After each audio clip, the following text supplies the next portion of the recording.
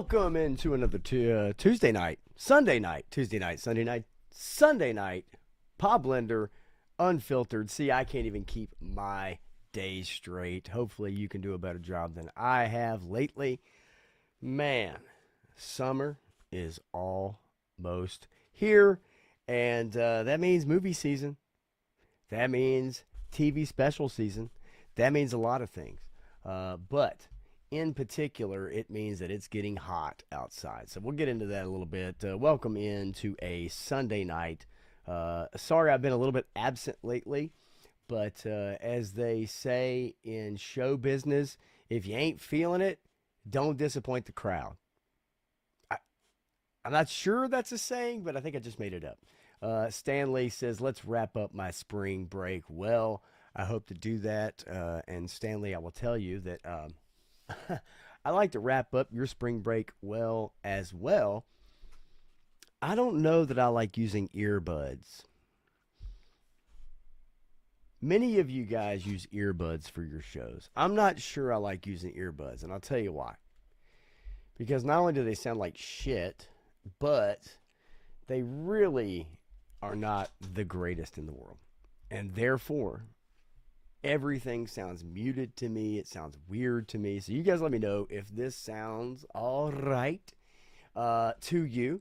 Don't be afraid to join in. Don't be afraid to type or speak to text if you're driving.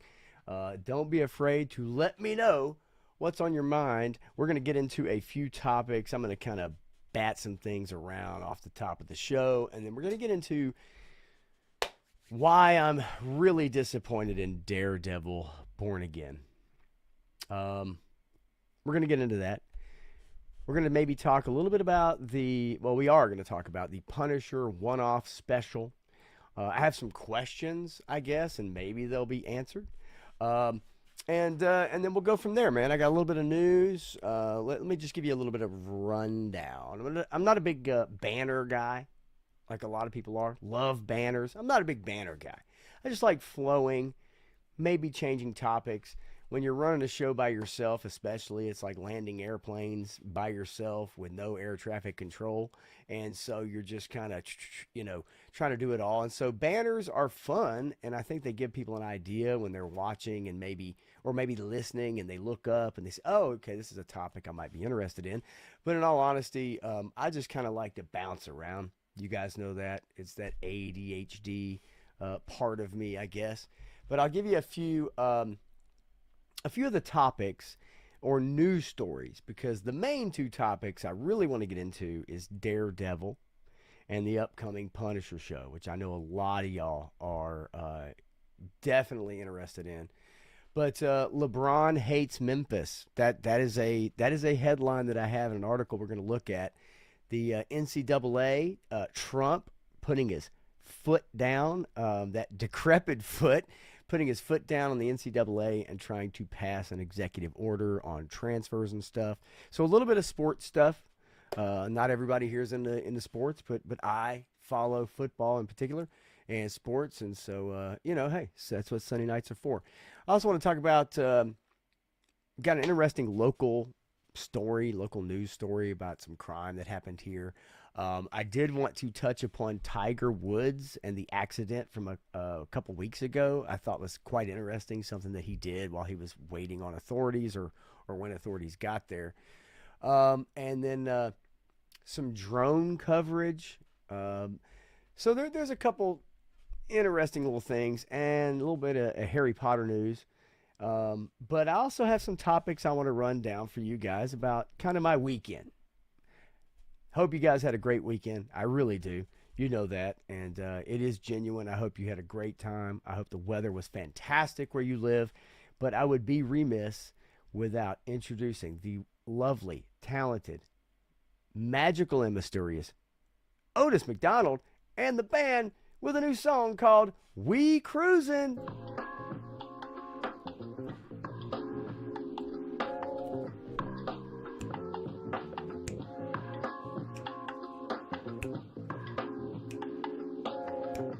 Everybody, we gotta drop that snare drum.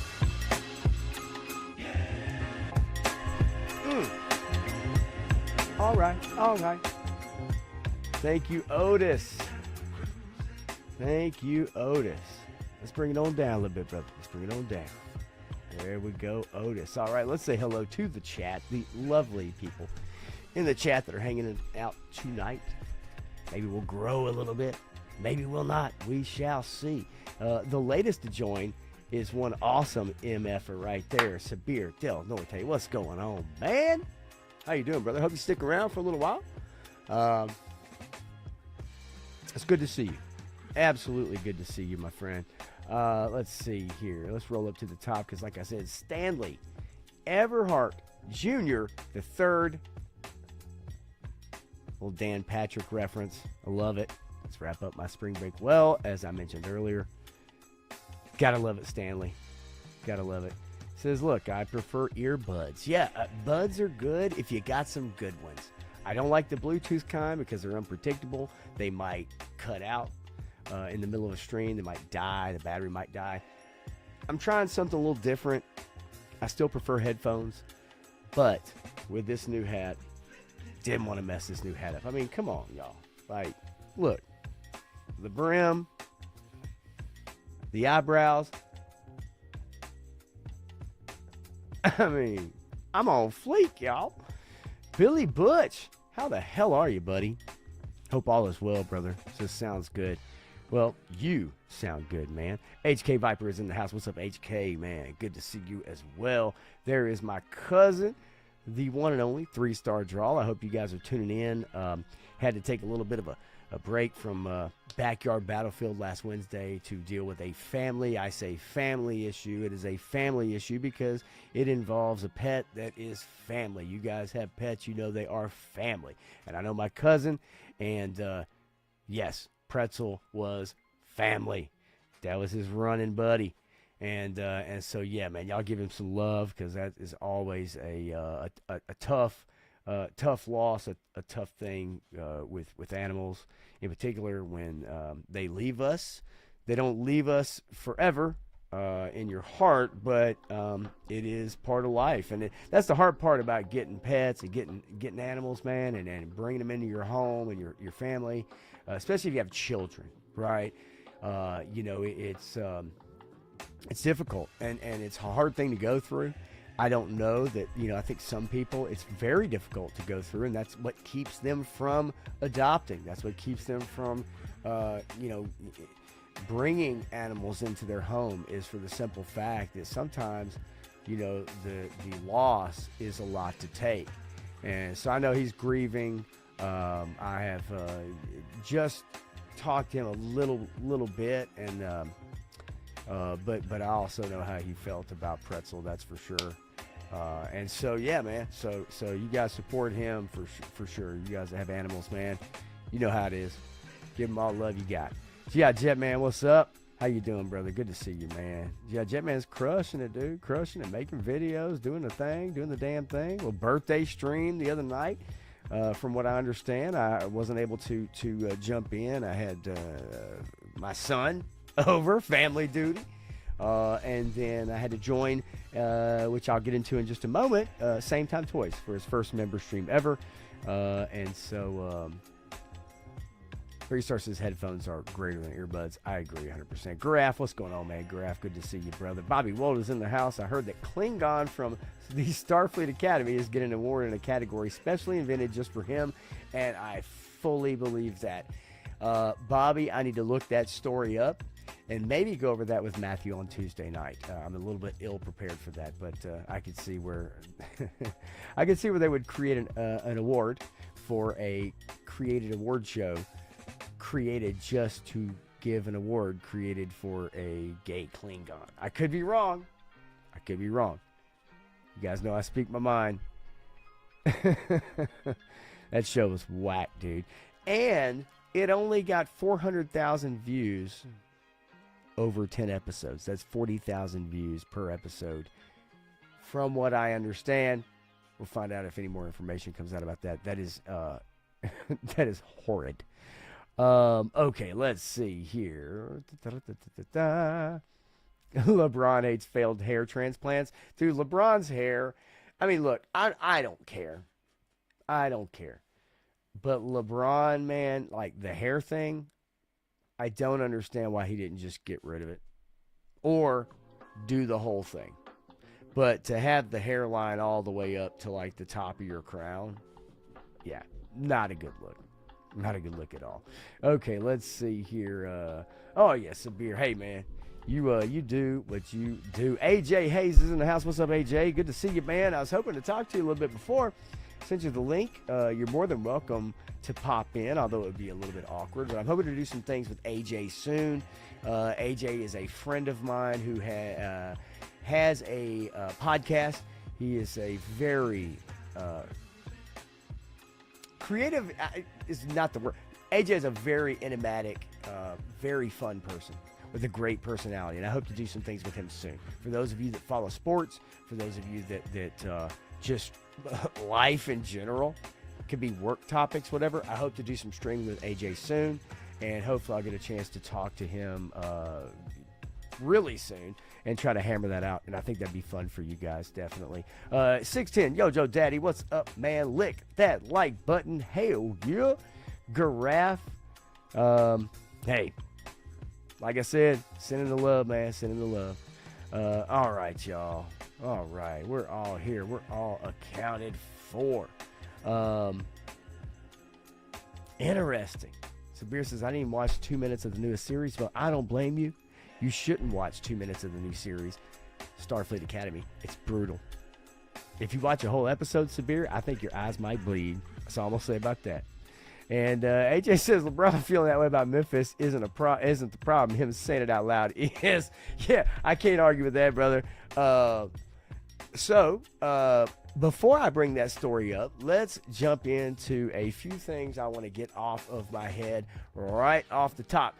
If you are a golf fan, and if you are not a golf fan, let me just say, the Masters, coming out of the NCAA basketball tournament, which a lot of us bet on, a lot of us watch, a lot of us fill out brackets, okay? It's like the greatest, give or take, NFL playoffs, Super Bowl, right?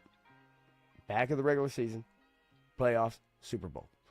Unbelievable, like month and a half to 2 months, right? But I got to tell you, man, NCAA basketball tournament in March, leading into the Masters, and the man who used to call it all, Jim Nantz, I ran into at my restaurant. I ran into my restaurant not long ago. Unmistakable voice. He's walking out of the restaurant. I'm talking to an older gentleman, a guy in his mid-80s that plays golf like 3 times a week. Comes over to see me every Tuesday to have a beer and have lunch with his wife and his other buddy that's 85 years old. They play golf every week. Great people. And they stop by to see me every Tuesday. And I love that. They're wonderful people. We're standing there talking, and all of a sudden I hear this voice behind me, and it's like, excuse me, gentlemen. And I turn around, and damn if it ain't Jim Nantz. And Jim Nantz is about 6 inches taller than I am. And I'm 5'11" and a half. Jim Nantz, unmistakable voice. But my point being is that this guy has until like last year, I think, when he retired. NCAA tournament, into the Masters. Unbelievable life. The Masters today, Rory McIlroy fell down, picked back up, held on.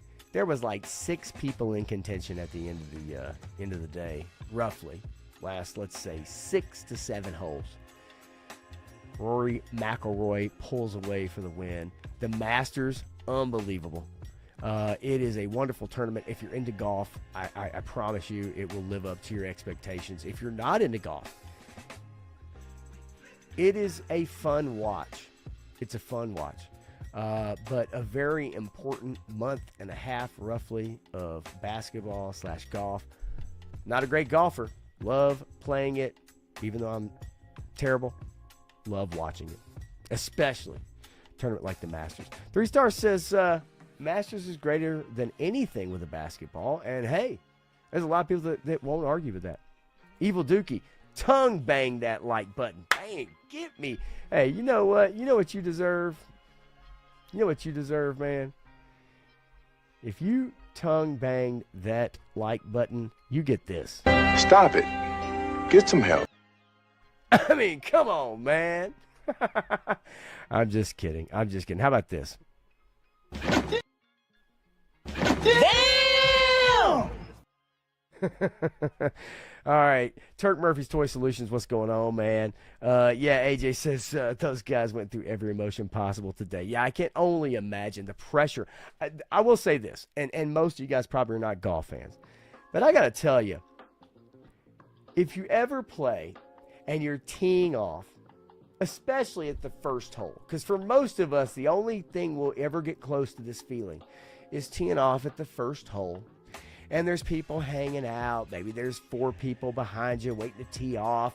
Maybe there's some people drinking, and there's a deck around that, like, people are after their round. They're hanging out at the 19th hole, drinking, eating, whatever, hanging out. And they're all watching everybody tee off at the first hole. That's the closest you and I will ever come to what it... Can you imagine teeing off on a hole and having 1,300, 400 people behind you watching you do it, watching you hit your shot, breathing down your neck? Like, I can't even imagine what that's like. And that's what these guys deal with all the time. It's unbelievable. Yeah, it's says this is my help. Trust me, I get it, brother. We all need it these days, though. We all need a lot of help. So anyway, so the Masters. I want to get that out of the way. The Masters. Again, if you guys are joining in, don't be afraid to chat. Don't be afraid to say something. Throw it out there, man. Don't be scared. Join in the conversation. I love to have it. So the Masters, let's see, what else is on my list? Okay, so I got to watch the Masters today. However, I had to do some fucking mulching today. Yep. Yeah, I had to do 18 bags of mulch today, folks. And I'm going to tell you, this old body don't feel so good tonight. 18 bags of mulch will whoop that ass. And it whooped my ass. I hate landscaping. I hate yard work. I'll be honest with you, at this point in time in my life, it's time to pay somebody. I don't give a shit. Like, your time, okay, look at the time you have for whatever day it is, and you look at that kind of recreational activity, and what is it worth it to you? Is it worth it to you to buy the product and pay someone to do it? Because in my opinion, I think you get to a certain age, unless you enjoy the process, I'd rather pay somebody. And I tried to pull that trick off today, and it damn sure didn't work. But I tried. But yeah, mulching, 18 bags of mulch, get the fuck out of here, man. That shit will wear your ass out. And on top of that, ran out, had to go back to Lowe's to get some more. And Gareth, yes, rationalizing laziness, I damn sure am, is that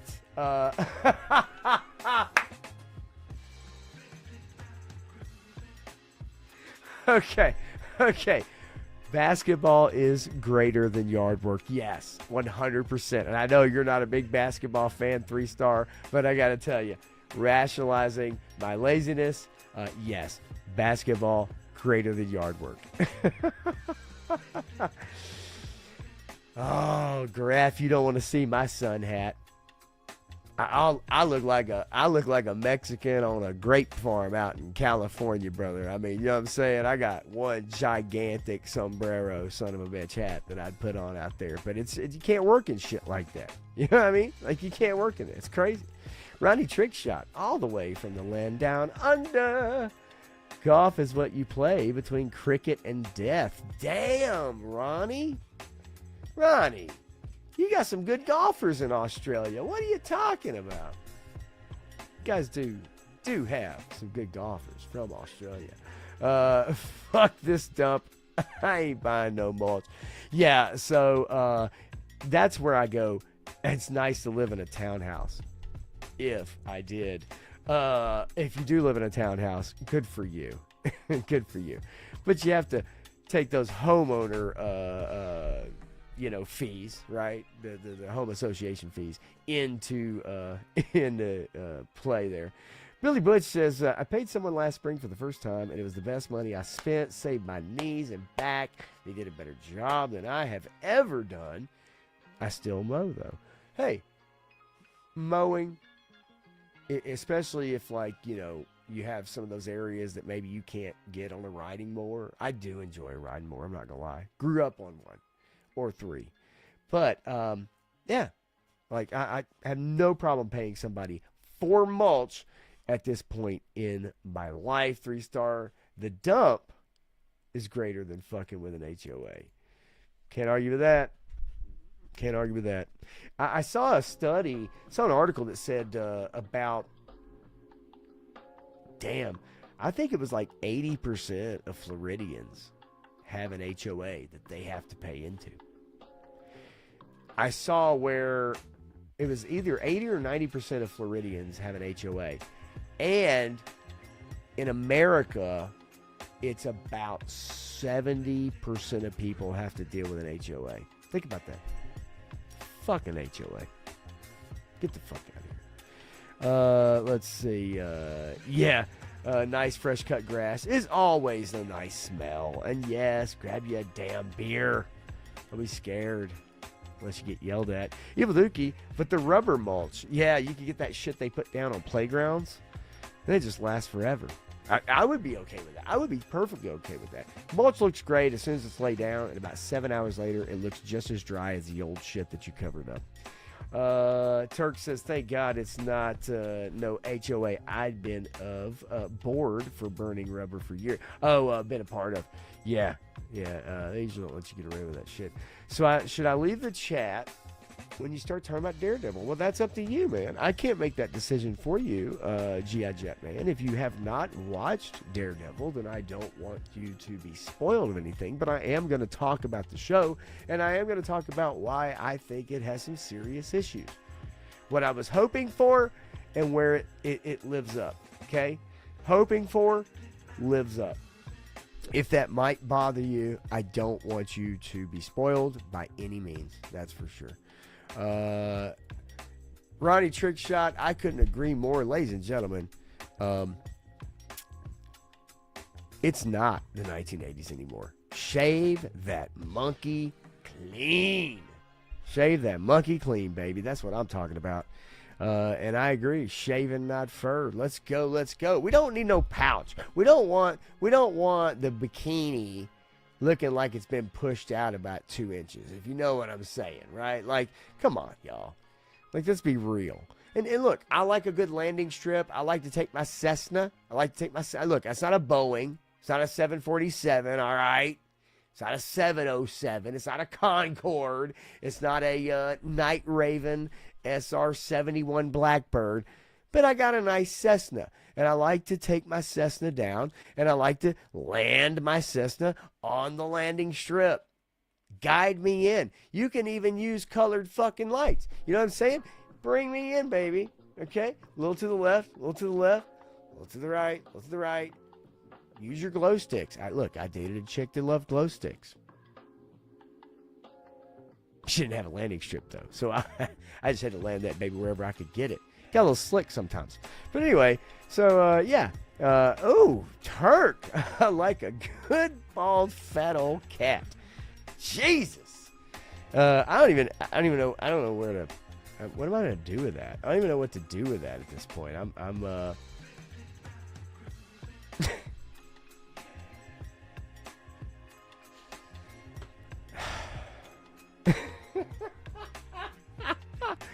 You guys are awesome. I'm sorry. You guys are freaking awesome. All right, let's try to rein this thing back. Did I even have any stories? Ooh, we could talk about. you guys know what this show is about, right? You know this is whatever's on my mind on Sunday nights. So it could be pop culture, it could be politics, it could be whatever. It could be bald versus landing strip. And if you like a big old furry muff, then that's up to you. I don't give a shit, right? It's your preference. I just think that it causes a lot of friction and you know, you really gotta, it's like being in the movie Predator. You gotta chop down some freaking weeds. You know what I mean? Like, holy shit.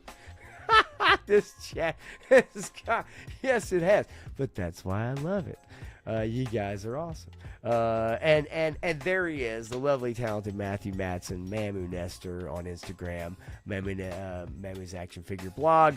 Ronnie, I landed one in a crosswind on a grass strip. Matthew, you get the golf clap, friend.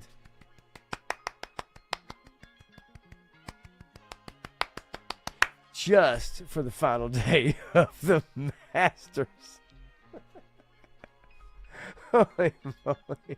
You guys are... Any crash you can walk away from, friends. I agree. Any Oh my God. And yes, Cessna's wet, dry. Take your pick. Jesus. You know what I mean? But you guys know what I'm talking about. So anyway. Yeah, Buzz the Tower. I do a... Stanley, seriously, buzzing the tower. Do you buzz the tower? That's disgusting. Disgusting. No, I'm kidding. Actually, I love buzzing the tower. If you know what I mean. It's like, whoa, was that a raindrop? Or was that a shower?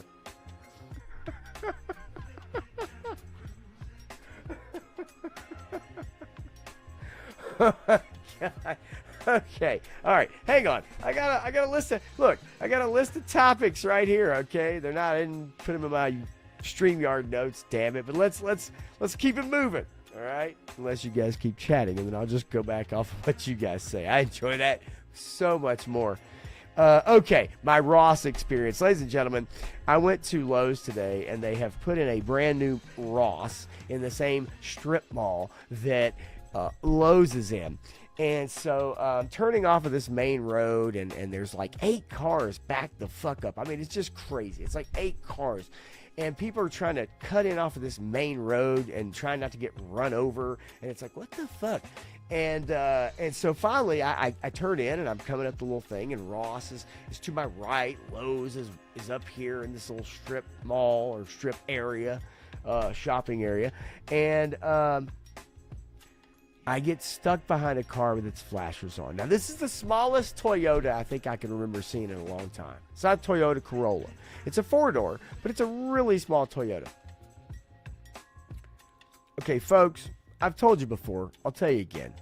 If I ever try to go by Ross, and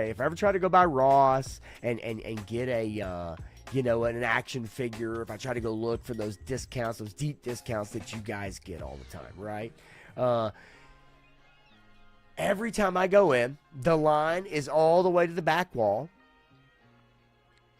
And it smells like curry.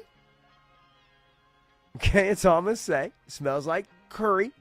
All right, or something. Whatever. But my point being is that I get stuck behind this Toyota Yaris, okay? Probably a Toyota Yaris. It sounds like a planet. I get stuck behind this Yaris. I swear to God, I'm not kidding. I should have taken video because my phone was mounted in the windshield. 9. It was like 9 people with hijabs and like whatever. I don't give a fuck. Okay. But my point being is every time I go into Ross, that's kind of what the scene is. Okay, it is what it is. All right? And the clothing that they carry is like from 1987, right? Because a lot of these countries are like 35 years behind the United States. So like a lot of times, I'm just being honest, okay? Don't get mad, okay? It's just what I see. I report what I see with my own eyes. It's like 9 people pile out of this fucking car. It's literally like 9 people pile out of this car. And I'm stuck behind them. And there's people going around me. They're going around me as cars are coming back down too to turn out. And I'm stuck. I'm trapped. I can't leave. I can't go around. Like, there's people that are just bypassing me. And I'm just like, what? And I literally watch like 9 people pile out of this Toyota. And I'm like, where were they? Where did they all fit? It's unbelievable. It reminds me of watching a school bus now on certain roads that pull up to an apartment complex. They'll unload the entire bus. They'll unload the entire bus. And there'll be like one white kid get off the bus. So funny. Like one little white kid get off the bus. He's like looking around. He's like, is anybody picking me up today? It's unbelievable. But it's just amazing to me. It's so funny. But yeah, at Ross, that's why I don't go to Ross, because the Ross is around me. And you guys that don't know, and all of you do, AJ, maybe you don't, because I do collect action figures. If you look behind me, there are action figures and stuff like that. G.I. Joe, stuff like that. So Ross is a great place to find things on clearance, a great place to find action figures that are on clearance. Everybody looks for them. So just to explain that to anybody that might watch this video, and most of you all know this, it's a great place to find discounted action figures that maybe you missed or maybe you want to buy more of. And I can't stand it. I can't go in there. I can't go in Ross because it's literally a line that has 64 people in it. Okay. and most of them are covered from head to toe, and the clothes in there, generally speaking, are about 30 years behind American fashion. So there's no point in me ever checking it out. But it was the funniest thing, getting stuck behind this car. It wasn't funny at the time. Okay, let's not fucking kid ourselves. It wasn't funny at the time. But I got stuck behind this car, and I literally was like, well, shit. And then 9 people pop out of it. On top of going into Lowe's and trying to get mulch, 4 more bags, that's all we needed. 4 more bags. It's a fucking madhouse in there today. So hopefully none of you guys had to do any mulching today. None of you guys had to do any yard work today or whatever. I hope you got to go out in the yard and throw football, toss frisbee, watch the Masters. Beautiful weekend, beautiful weather. So that was my weekend. And I hope yours was just as good, because I got to spend mine with my one and only son that I adore dearly, as you guys know that I talk about all the time. And I'm trying to gather as many of those moments as I can before he heads off to college. Because I know I will not be having every other weekend for dear old dad moving forward. And it makes me sad, but I'm not going to cry about it right here. Sabir says your experience writes the entire script on this one. That's a sitcom scene. Dude, I'm telling you. Sabir, I'm telling you. It is amazing. Bobby Walt says, I got excited going to Ross these days because what people are finding. But I go to my local Ross. I come out sad. Hello. Ding, ding, ding, ding, ding, ding. And I just got done watching a Disney Star Wars series. Speaking of which, and I want to talk about it before I forget the topic, as I get to y'all's comments, that thing had the hazards on because there were so many people in it could barely move. You might be right. It was a clown car. I promise you. I told my son when I got home, I said it was like Barnum and Bailey Circus and 15 clowns pile out of a VW bug. I mean, I'm not kidding. How this family or multiple families were sitting on top of each other in this 4-door car that was way smaller than my Kia Soul, I have no idea. But, hey, there's some dedicated Ross shoppers right there, ladies and gentlemen. That was probably their Sunday day out. I can tell you they weren't watching golf. I know that much. Joe Fan 84, how you doing, man? Good to see you, buddy. Good to see you. I'm glad you're here. Always appreciated. Don't fall asleep in that big ass chair. I know it's comfortable, but don't fall asleep, man. I got some stuff you might be interested in. Matthew says, I rarely have looked at Ross or Burlington. I agree. Me too. That's why I stopped going. Carlos hooks me up sometimes. Sweet. That's awesome, man. So his side of town gets more of that stuff. And of course, you live close to Carlos, not Rachel. And Joe Fan 84 says, I saw 8 people pop out of a 91 Camaro once. That's magnificent. I would have loved to have video for that. Sweet baby Jesus, 53 hours this week. Get that overtime, baby. Rock that roll. HK Vipers has walked into a Ross today, found another retro beachhead armed security guard. Literally checked my receipt on the way out and saw meth head. We call them meth monkeys around here. But saw meth head fight in parking lot. Really? I'll be honest with you, HK. Hang on, let me make sure nobody's watching. Nobody's listening. This is just between you and me, HK Viper. Just between you and me. The Ross I went to today, it's got some meth monkeys hanging out. It does. You gotta be careful.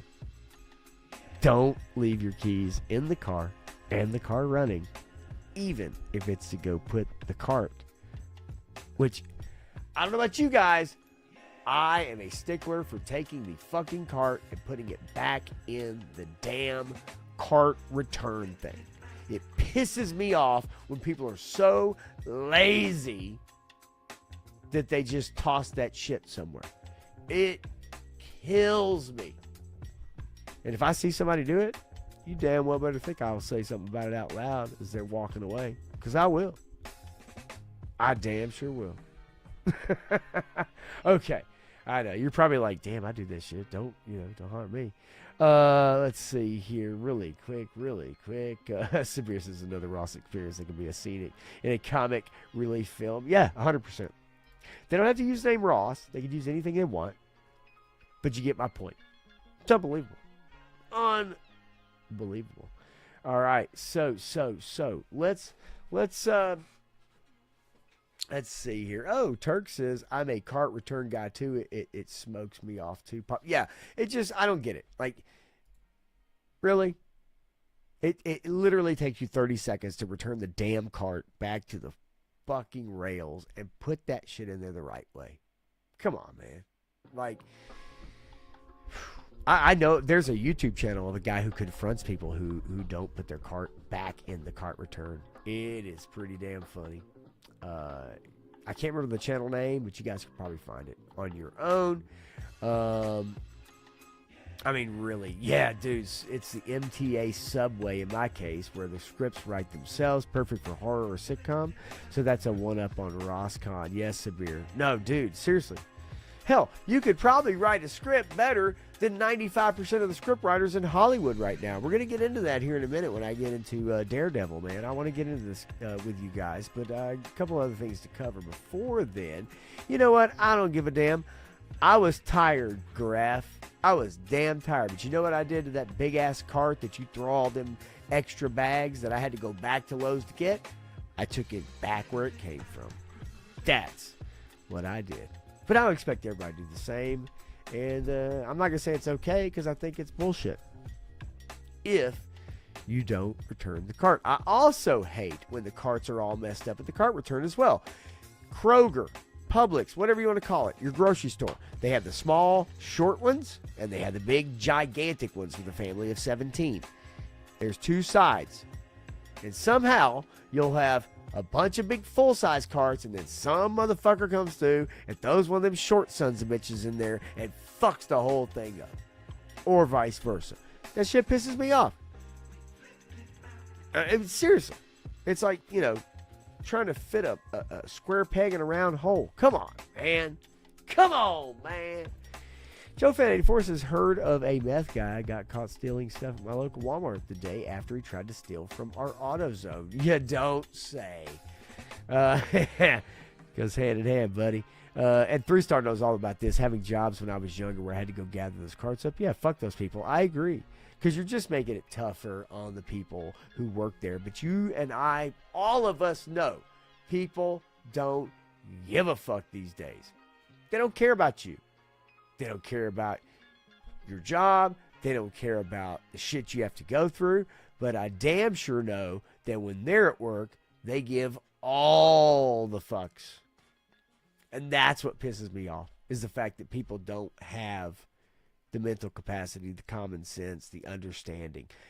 We can all have sympathy. We can all have empathy, okay, to a degree. But there's some just common basic shit. And that's one of those things for me that really gets on my nerves. Evil Dookie, you son of a bitch. I'm coming to find you, Evil Dookie. I'm coming to find you. I'm going to whoop your ass. No, look. Again, I get it. But it is one of those things that just, Hey, leaving it on the island, okay? I understand where you're coming from. It's the purposeful kind of wacko shit. Fucking up the cart thing. Shopping cart revenge clips are great, says Stanley Everhard Jr. the third. Yeah, they are. They're fun. All right, you guys are banging out these comments here. Billy Witch says, I came out of the store the other day with a cart right up on my truck. Okay, that's some bullshit. Thankfully, no damage. That's some good shit. I have seen some do some serious damage. Nothing ruins my day more than that. No, I get it, man. I mean, especially paint scratches, stuff like that. I've given up on, look, I don't drive a brand new car. If I did, I would probably park way out and walk my happy ass or tired or sad ass up to the front door. Zip tie the car, so that's pretty good. Bald snatches and cart returns. All the hard-hitting stuff tonight. Don't you love it, Ronnie? But guess what? 20 of you guys are sticking around to hear it, and for that, I appreciate you. Hit the like button, lick the like button, subscribe. Of course, I think most of you are, and I really do appreciate it. You know I do. And thank you for hanging out with me on a Sunday night. So let's get into some stuff, right? Because I'm hitting these comments up, but you guys are just having so many good ones for me to respond to that I can't help it. Sabir, that job looked hard when I was able to start working part-time after school, especially summer and winter seasons. Joe fan, at least it wasn't in the middle of the parking space. Yeah, that's a big-ass bitch. And then Matthew says, my closest Walmart that stopped carrying Joes 3 years ago got a shit ton of recent Joes, but they were clearest heavy duty and a handful of other regulars. That sucks. And Krusty Old Crow is here to defend Matt Murdock. Well, Krusty Old Crow, I am interested in hearing your opinions because I'm about to get into that. We're gonna get into Daredevil. I'm gonna bring up Disney Plus, and we're gonna kind of look at some scenes and kind of talk about a little bit of that stuff, okay? Because I want to know y'all's opinions. But first, I can't help myself. Let's see here.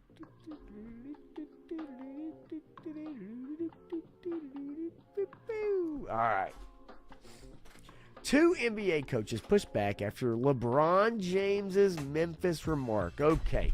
A pair of NBA head coaches defended Memphis and its culture Friday, following criticism by Los Angeles Lakers star LeBron James that the Grizzlies should relocate to Nashville. Ding, ding, ding, ding, ding, ding, ding, ding, ding, Nashville. Grizzlies coach Thomas Iasalo and Raptors coach Darko. Come on, guys. Come on. Like, this ain't fair. I mean, this is not fair. Like, how am I supposed to pronounce these names? Okay. Grizzlies coach, Raptors coach. Which, coincidentally, both teams, Grizzlies and Raptors, came into the league as expansion teams in the same year back in the mid-'90s. And Michael Jordan, ran roughshod over both of those franchises. But nonetheless, said their experiences did not match the comments by James in a Bob Does Sports YouTube video earlier this week. James criticized Memphis and indicated the NBA would be better off if the Grizzlies moved 200 miles east to Nashville. Yes, they would. Where Tennessee's capital city has Vanderbilt University, NASCAR, and the NHL's Predators, Nashville Predators. He said he might have opted to say he wouldn't play in Memphis if the Grizzlies had the first pick in the 2003 draft. Quote from the coach. I can say from my own perspective that I have the complete opposite 180-degree perspective on that. The Memphis, where we have arrived less than 2 years ago, has been very warm, very welcoming. Rajakovic added, I don't care what the rest of the world thinks. I love the people of Memphis. I love the food. I love every single time I come here. I almost think he probably had a gun to his head when he said that. I could be wrong. Clint Jorgensen's in the house. What's going on, Clint? Good to see you, man. Joe Fan 84 says I used to live in Bartlett in Memphis. That place is absolutely the worst. Clint says no way they would move to Nashville for political reasons. Well, I understand what you're saying, Clint. It says James's criticism included NBA players having nothing to do when teams arrive in Memphis for games. Quote, in Memphis on a fucking random-ass Thursday, I'm not like the first guy to even talk about it in the NBA. We all like, quote, you guys have to move. Just go over to Nashville. So LeBron James says, hey, we all like, you guys have to move. Move to Nashville.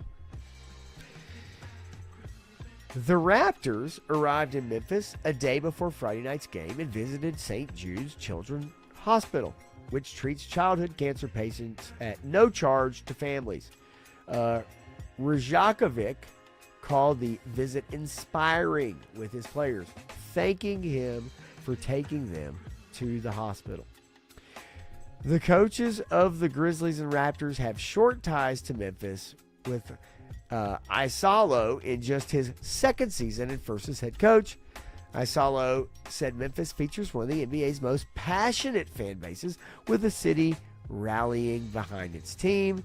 Quote, all I can say is Memphis is the right place for the Grizzlies. Well, I can tell you what Memphis is the right place for. It's the right place for the highest crime rate in the state of Tennessee. It is also a place where the wages are not the highest, where ticket sales probably are not the highest. The people who do buy tickets to Grizzly games are the highest wage earners in Memphis and or surrounding areas. I can also tell you that the Grizzlies, if they move to Nashville, would not only be better off served, but be in a higher market with a higher let's say people that have more money. Now, don't get me wrong. That's not the end-all, be-all for fandom in the NBA. My point is that LeBron, this is LeBron James, saying that he hates Memphis, basically, which is what he's saying. Let's not parse words. Let's not bullshit around, right? Let's not beat around the bush. LeBron, with a couple days off, coming from the West Coast to the East Coast, okay, to Nashville, to Memphis, thinks Memphis is shit, and he is not alone. People that move from Memphis to Nashville think Memphis is shit. Now, it's just facts. Now, you can think whatever you want to think about it, but the reality is that Memphis is looked upon as the third world country of the state of Tennessee. It just is. And there are many things you can look up about Memphis that don't paint Memphis in a great light. Are there fun things to do in Memphis? Yes, there are. Are there good people in Memphis? Yes, there are. Graceland, the former home of Elvis Presley, is a really cool visit. But in all honesty, most people don't want to go to Memphis. Even the people that go down there just to go to Beale Street. So these comments by LeBron strike me because LeBron is the first person to stand up for social causes and social justice causes and to call out things. Okay? But these comments also paint a real picture of how people actually think about certain cities that they visit. It's curious LeBron has probably not brought up other cities. I'd have to go back and look. But it is curious that Memphis was the one that he kind of brought up. And of course it made headlines because, okay, this is where I'm going to hit you guys with the baseball bat, so to speak, or the 30-foot jumper. If LeBron James was a white guy, and LeBron James said that Memphis was shit, and he's talked to other players when they come in town for a day off in Memphis, and LeBron was a white dude, do you think you guys would have heard about this story? Because I'm guessing most of you didn't hear about it. Most of you didn't read about it on your phone. Most of you had no clue. Okay? If LeBron was a white dude, how would these comments come across?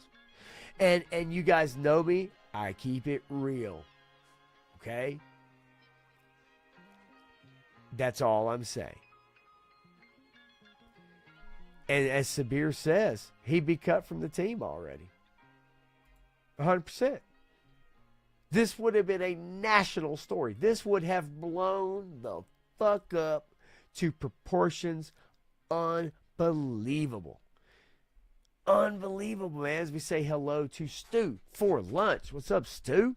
And the reason I brought this up, and the reason why I wanted to save this story, is for that purpose and that purpose alone.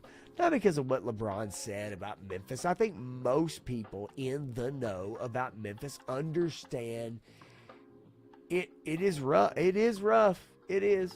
It has its gang culture, okay? It has its crime. It is a rough city in the grand scheme of things. If you want to look at statistics, okay? Per capita, all that stuff. But if LeBron James was a white player in the NBA and he made these comments, he would absolutely be vilified, and he may very well have been suspended from the NBA. Again, quote, in Memphis on a fucking random ass Thursday. It's not like the first guy to even talk about it in the NBA. We all like, you guys have to move, just go over to Nashville. Now, that comment on the surface doesn't seem, oh, he's just talking about Memphis. There's nothing to do. No, we know. We know. And so I just find it curious. And I always talk about how the double standard, so to speak, on certain things. And I always like to put things to another lens. And I just wanted to posit that to you guys and wonder what your thoughts were about LeBron criticizing Memphis. But I think we understand what LeBron's saying. And I think we understand that if it was through the lens of a white player, I think that as Sabir says here, he'd be cut from the team already. I agree. It'd be swift. The backlash would be huge. But because it's LeBron, that's okay. Let's see here. Let me back up just a little bit of a tad here, so I can hit you guys up and see what some of y'all said. Then we're going to move on to a couple other stories here. Memphis barbecue greater than basketball, as 3-star continues to use his comparison, his greater than less than. I can't argue with that, brother. Clint says, but Memphis and Milwaukee are the two least popular places for NBA players. I probably can't argue with that either. Garas says, the only thing I know about Memphis is that Tom Cruise was a lawyer there in the 90s. It's good stuff. Oakland used to have 3 sports teams that I was interested in. They all left, and we gained a soccer team in exchange. And Bobby, that is terrible. However, it depends on your thoughts currently on the Athletics, the Raiders, and the Kings, I guess, right? Kings moved. Isn't that the third one? I could be wrong. Let's see. Oakland Raiders, says Turk Murphy, and he says, always remember. Well, you know what, Turk? Pepperidge Farm remembers. So, yeah, I'm with you, man. Sabir says it would be all over CNN and MSNBC. Joy Reid would have 18 podcast episodes about racist NBA players. I can't argue with that at all. Let's see here. And Joe Fentz says, hey, it was a little better when the National Guard came in. They found a bunch of missing children. That's a good byproduct, isn't it? And Turk, look, visiting Memphis, for some of us that maybe are in the know, that maybe know where to go, but you would think LeBron would know where to go in Memphis. Spears says, I only hear about the strip clubs in Memphis, but that was the 90s Memphis. I agree. It was 90s Memphis. Now, it's still rough, okay? I'm not going to pretend. Also, 90s Memphis was pissed off that the Houston Oilers moved to Nashville and came and played when Memphis had been trying to get a football team for decades. So they were not happy. And they did not support that the Titans when they moved to Memphis to play for 1 year at the Liberty Bowl. 3-star says, I went to the Pyramid before it was Bass Pro. I've been to the Pyramid. G.I. Jetman says the A's are moving to Vegas. Yes. Yeah, that is it. The A's, the Raiders, and the Kings, right? Only thing I miss is having stuff to do. The Podunk Town has absolutely nothing to do. Okay, Raiders, Warriors, and A's. Don't even know the name of the soccer team, and who gives a shit? 8-Ball and MJG told me all I'd ever need to know about Memphis in the early 90s. Yeah, man, you bringing out two old school names right there. I done forgot about, bro. And you know that Vegas is not going to get behind the A's. Like, come on. That shit ain't happening, dude. Not happening. But anyway, so, yeah, curious LeBron, hating on Memphis. And I would dare say that if those comments were made by a white NBA player, they would be shaded as or coded as racist. And then the story would have been much larger, a much bigger story.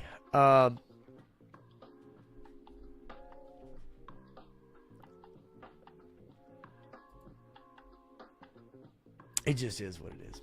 All right. You guys are on fire. Love it. All right, let's see here.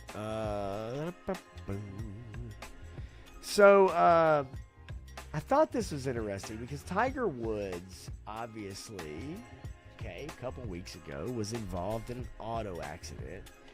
And body cam footage shows Tiger Woods called Donald Trump after Land Rover rollover. This is per Outkick the Coverage, Clay Travis's website.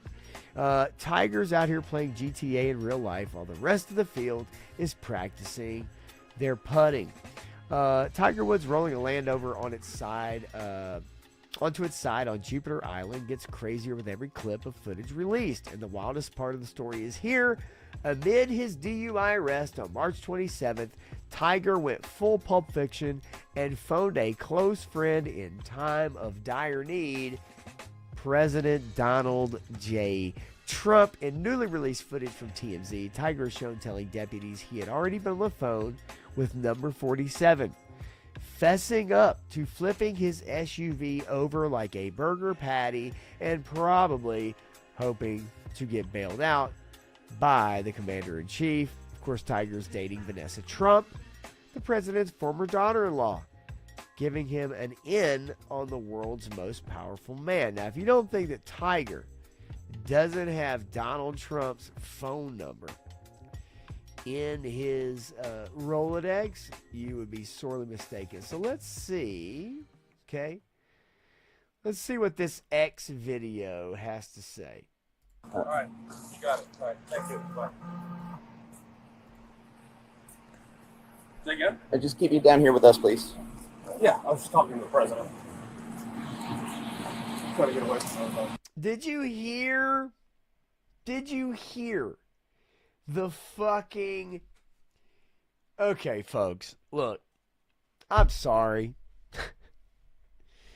Maybe you've been in trouble, maybe you haven't. As I had to cut down Otis McDonald and the band. Thank you, guys. I appreciate you. Checks in the mail.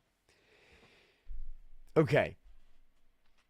Did you hear the level of probably disdain for the police that are on the scene? Did you hear the level of like, don't you know who I am in his voice? Let's listen to this again. Let's back it up as the police say, hey, Tiger, can you just kind of can you kind of stay over here with us? You know, and by the way, HK, we're gonna get into that. We're gonna get into that. So listen to the. I mean, it's disdain. Okay, let's listen to the disdain in his voice towards the police. And this is what he had to say. Come on, baby. You can do it. Don't let me down. Gotta love StreamYard.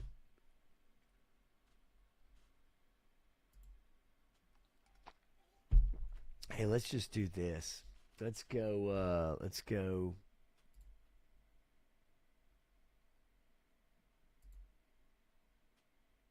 Oh, just lovely. All right. Let's reload the page, shall we? How about that? Unbelievable. I wish I had like a producer. Oh, wait. Well, there's some good photos there. Wowie. Sydney. Sydney inspiring the troops. Let's go, Sydney. What are you talking about? All right. Let's try this again. All right. All right. You got it. All right. Thank you. Bye. Say again? Just keep you down here with us, please. Yeah, I was just talking to the president. Oh. Huh? The president of the homeowners association, the president of huh? What? Like, what do you mean the president? Like the president? You got it. All right. You got it. All right. Thank you. Bye. Say again? Just keep you down here with us, please. Yeah, I was just talking to the president. Oh, I'm sorry. You guys want me, the police. I just turned my fucking SUV. How the fuck you do that in a residential area, I don't know. How you turn your car over on its side in a residential area. Okay? But then you have the gall. You have the gall to, when they're like, hey, Tiger, look, man, I get it. You know, you're kind of walking around and whatever. But can you just kind of hang? Can you hang with us? You got it. All right. Thank you. Bye. Hey, Tiger, can you come on down here and Say again? Just keep you down here with us, please. Yeah, I was just talking to the president. Oh, my bad. I didn't realize that you were on a personal phone call with Donald Trump. And who gives a fuck? Right? Like, he's not bailing you out of this one. And who gives a fuck? I mean, come on, man. Like, the level. This is the don't you know who I am bullshit. That is just fucking unbelievable, man. Bye. Say again? Just keep you down here with us, please. Yeah, I was just talking to the president.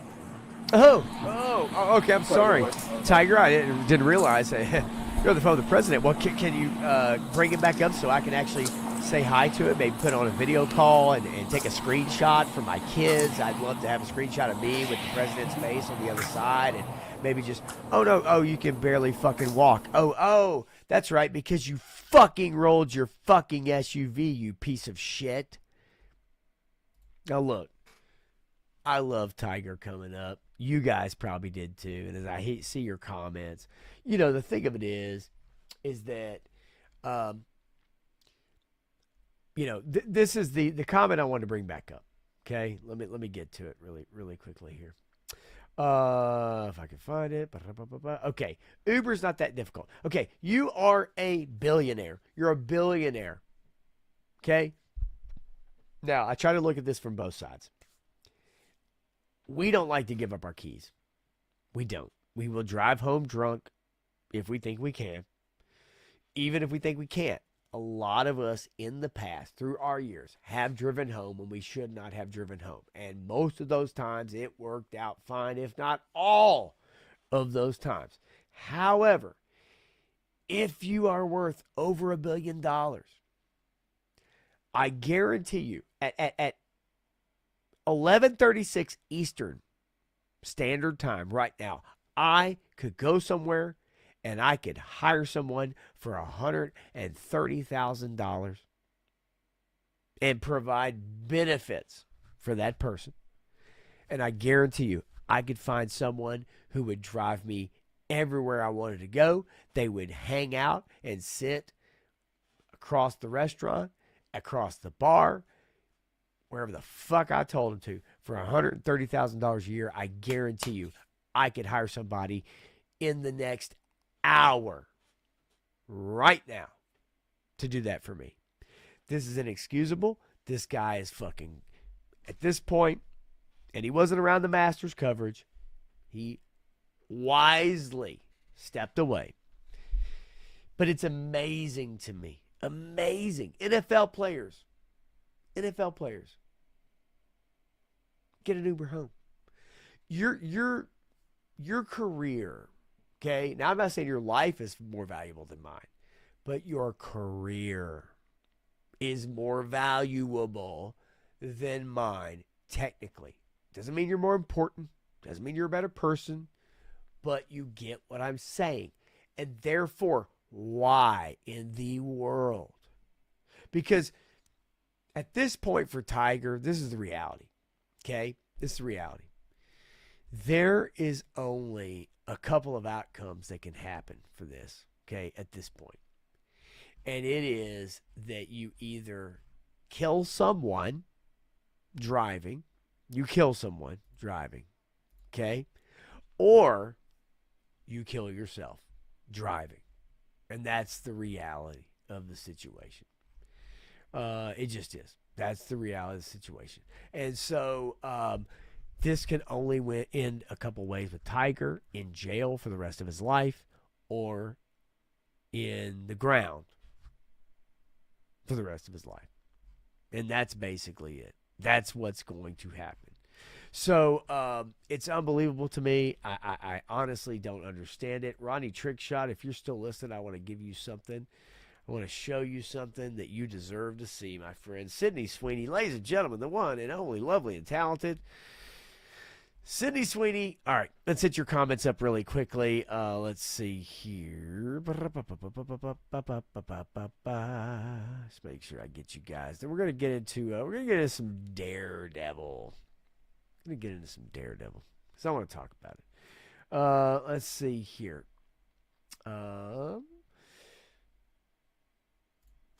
Joe Fan 84. Al Green, did you work on his car? Is that who you worked on in Memphis? 3 stars says, even though he's Tiger Woods, how awesome would that be? Just call the president up and ask to get out? Yeah, I mean, it is nuts, right? Like, it really is nuts. It's just amazing to me that he said it. It's like, oh, hey, I just got off the phone with the president. It's smug, it's smarmy, it's bullshit, and you know it. He's being a fucking asshole.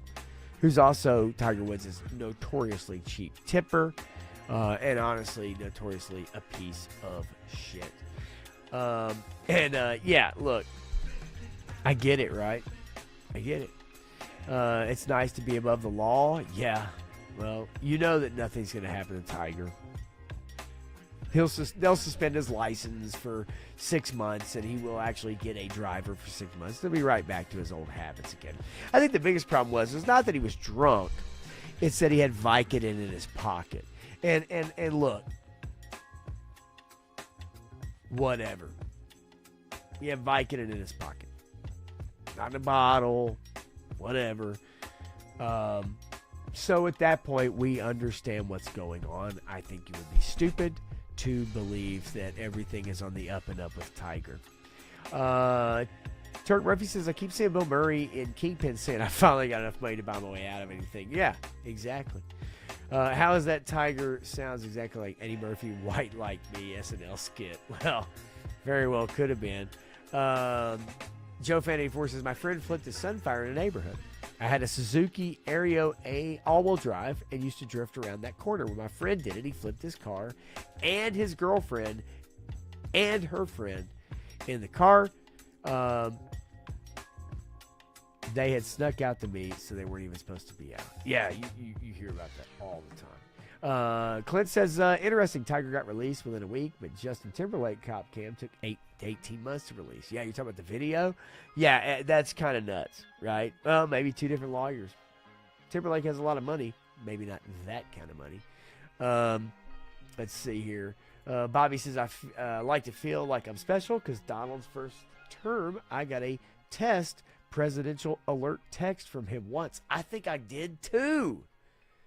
That makes me special.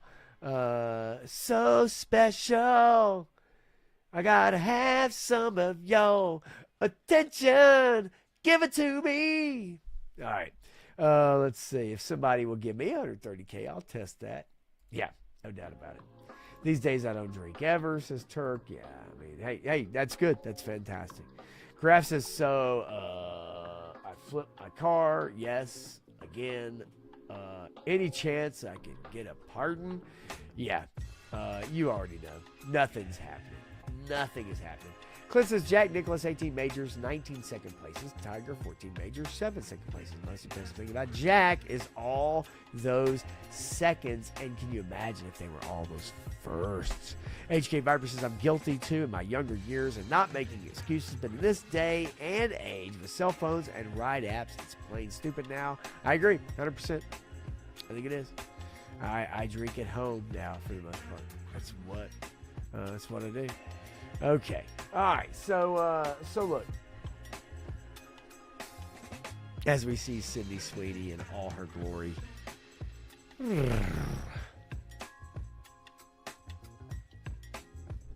I mean, come on, y'all. Really? Like, come on. Let's put some applause up there, folks. Put some applause up there. Federal charge going to be wiped away, Turk. You know that. But I just find it amazing. And I thought that was amazing, too, like pulling the don't you know who I am card. But yet he pulled the ultimate don't you know who I am card by saying, oh, I just got off the phone with the president. Tiger, the president of the Homeowners Association, the president of the PGA, the president of the Masters. No, the president. No, literally, like the president of the United States, of the free world. Oh. Tiger, I'm sorry. Will you unzip your pants, I guess, so I can get on my knee? I mean, that's literally like, it's like, come on. Seriously. That's what it sounded like. Okay. Ladies and gentlemen, let's get into some Daredevil. Because I am curious to see what your thoughts are on Daredevil Born Again Season 2. What are y'all's thoughts on Daredevil Born Again Season 2? Have you watched it? Do you care? Do you like it? That is the question. And as you guys maybe type in the chat, I will take the moment to get this ready to be pulled up. That did not sound good at all. But you guys give me a second. Type in the chat. Let me know. Did you watch Daredevil Born Again Season 2? Did you watch Season 1? Have you started Season 2 yet? Let me know. I am curious.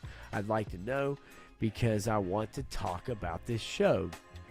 And I'll tell you why I want to talk about this show as I bring up the front page to Disney Plus, and look who it is. That's right, folks. It's a Malcolm in the middle reboot / continuation. And as you see, there is Bryan Cranston. Oh my gosh. That's the family. Now they had to recast Dewey because he chose not to come back to the show. But that is really interesting. Very interesting. Fascinating even. Like I said, you guys don't be afraid to chat. Don't be afraid to type into the stream, man.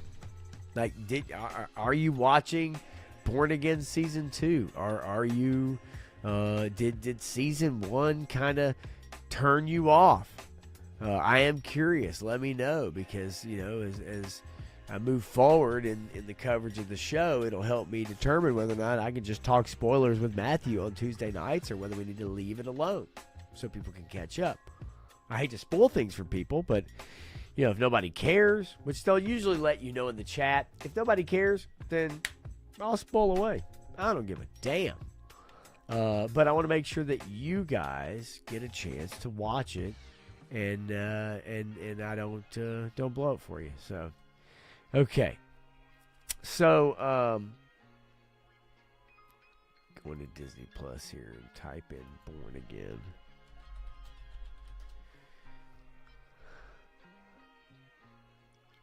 Okay, so I'm going to look at a few comments here really quickly. Tiger cruising down the street reenacting the 8-Ball NWA song, right? All right. Let's see here. 3-star draw was the first one. Says, I'm enjoying season 2. Pacing is a little weird. I will get into some of that. Clint Jorgen says, I haven't seen this or Daredevil, but spoil away. 3-star also adding, man, I saw that on Disney Plus last night. Didn't realize it was a new Malcolm. Malcolm in the Middle. Yeah, right. Stu says, I got 2 episodes in on, and I'm going to put you guys' comments on the stage so y'all can kind of see them as they roll by. I don't mind that at all. I got 2 episodes in on Daredevil 2. Okay, Stu. Krusty says, I'm fine with a superhero that runs its own pace. Daredevil is not everyone's Marvel hero show, but I like to think of it as a drama that plays hero. And I like that outlook, Crow. I like where you're coming from that. I think that because Matt Murdock is a lawyer, I would maybe have liked to have seen more of that incorporated into the show, as we got from the Netflix show. But I understand exactly what you're saying. Joe Fan 84 says, I never say Daredevil, nor do I never say Daredevil. Saw would be my guess. Nor do I care. Care to, not Taco. Jed Jetman says, well, Danny Masterson is in prison. He couldn't come back. Well, Danny Masterson was not in Malcolm in the Middle. He was in that 70s show. G.I. Jetman. So that's a little different. Krusty Old Crow also says, and when it's Daredevil, the slow burn works. He's like Batman. Bruce Wayne does a lot without his costume, too. Yes. HK says, I'm digging Daredevil, but my expectations weren't that high. Graf says, for me, spoil away, I stay away from Hollyweird Disney+. Turk says, I have not watched any Daredevil. And G.I. Jetman loves season 2. And you're going to start showing Disney shit. Prepare for glitches. You might be right, but I'll tell you, the one thing I know is that Daredevil Born Again Season 2 is not the gayest project Marvel has ever done. It's not. And yet, at the same time, it does have its issues. It truly has its issues. So, strictly speaking of Season 2, all right, I wanted to get into this. There's some curious things that Disney has not continued on that were in that original Netflix series. One of those things in particular is the way that they display or show you Daredevil's abilities. Gone are the special camera aspect ratios and CGI / overlay of how he's able to hear or smell or sense something from a mile away. Okay? It's one of the biggest things that really bothers me about this show is the fact that they no longer show you him listening to a heartbeat and understanding that someone is lying or they're not lying. Now you may say, oh, well, no, they have a scene where he's like sits there and it's like, and the heartbeat, like they hear it. Yeah, but it previously in the Netflix show, they actually went to great lengths to kind of give you an idea of what that looked like or what that sounded like, what that looked like it from his perspective, his world. They don't do that anymore. There are inconsistencies. They nerf Daredevil in this show constantly. Nerf him. Constantly. There are scenes where, for instance, when he's breaking the prisoners out from Fisk's control, or his dungeon where he keeps all his political and or just rivals. There are scenes where Daredevil keeps getting surprised at the guards running in like every little bit. He'll fight a few with Jack Duquesne, the swordsman, with his help. He'll fight a few, and then all of a sudden he's surprised that 4 more guys run in the door. In the Netflix series, he would hear them coming a mile away. He would hear them coming like a quarter of a mile away. He would know. But yet constantly he's being surprised, caught on the back foot.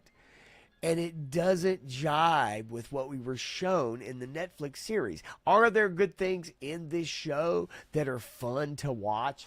Yes, but they're not done the same. And when you go back and actually look at what came prior to what they're giving us now, they don't compare at all. What they did with the Netflix series really was special. It was very special. The way that they actually showed you his powers, his abilities, was really fun. And in such a way that it made you envision, okay, this is what it would be like if I was in his shoes. They do none of that. Okay?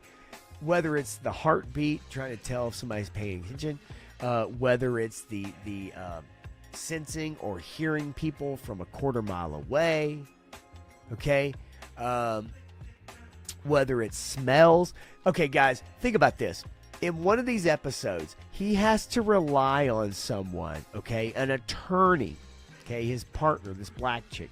He has to rely on her to give him the layout of the hideout where they're keeping all these prisoners. And yet,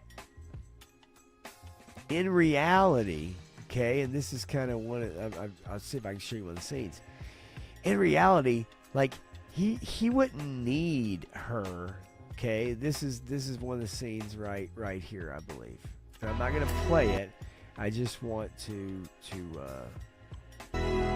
give you guys an idea, okay? Where she is being led through this area where the prisoners are, and she's blindfolded, okay?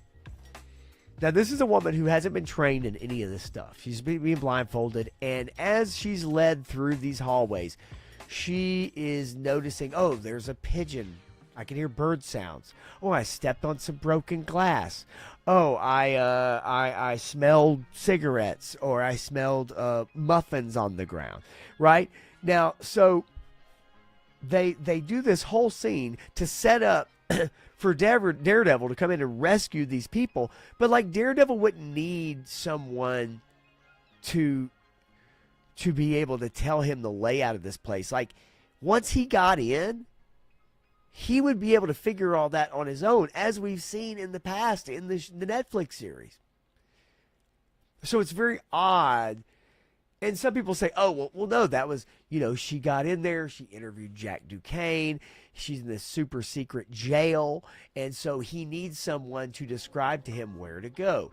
What do you see? What do you hear? But the reality is that once Daredevil got inside the place, he would have done all of that on his own. He didn't need someone like this to tell him where to go, what to look for, what to hear and smell.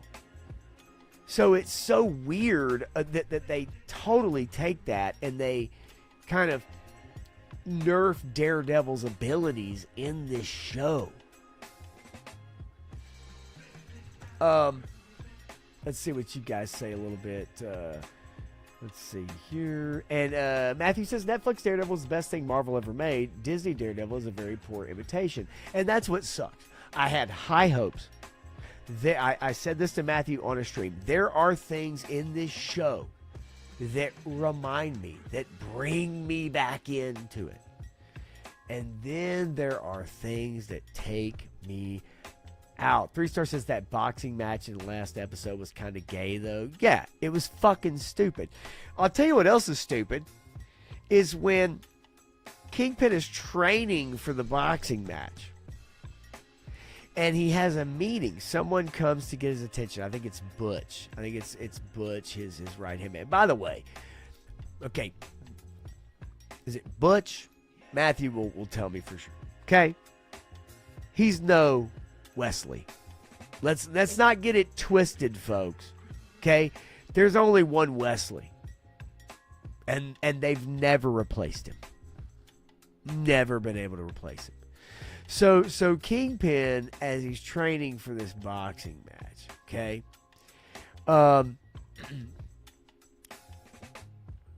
He has a meeting with a guy who's telling him something important. He's like, hey, boss, I need to tell you about this. I need to describe this. Very important. Need to tell you. And while he's having this meeting, the sparring partner he's with, for some weird reason, decides he's going to start talking shit and calling out Kingpin, calling out the mayor, as if you don't know whether or not the mayor's going to win this boxing match or not. If this was real life and you and I entered a boxing ring against the mayor of New York City or the mayor of Tennessee, or I say Tennessee, it's Nashville, we already know we're not winning, right? Like, we already know you're not going to win that match. It is what it is. On top of that, you're not going to win against Kingpin. I don't give a fuck who you are.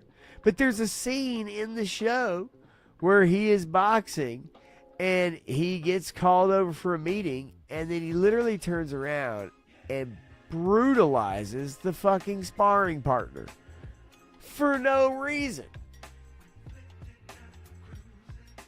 It's the dumbest thing. It's stupid. Let's see here. You guys, let me get to it.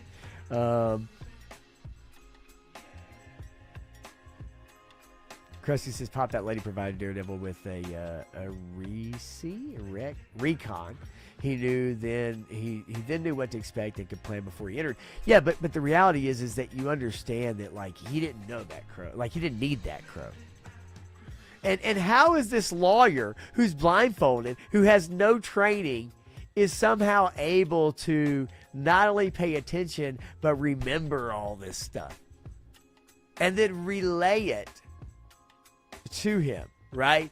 I know they showed she could kindly partially see through her bindings, right? Her blinding blindfold. But, like, the scene was pointless. Now, the point of the scene was to get her to interview Jack Duquesne. So in that part, I get it. I understand. But if we go back to the Netflix show, I don't think that Matt Murdock needed any of that information.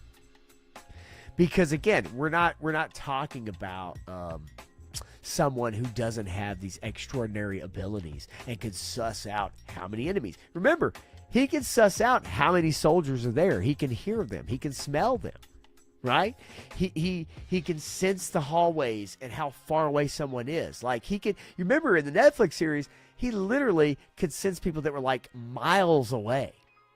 And on a side note, something else I found really funny, and I love the beginning of this most recent episode with Bullseye and New York State of Mind by Billy Joel and the whole fight scene and all this stuff, and it's Bullseye's morning routine, right? He pets and feeds the cats, and he like checks on people, and blah, blah, blah, blah, and he goes to the diner, he starts looking around, hey, there's forks there, there's toothpicks there, I can use all these things to kill people.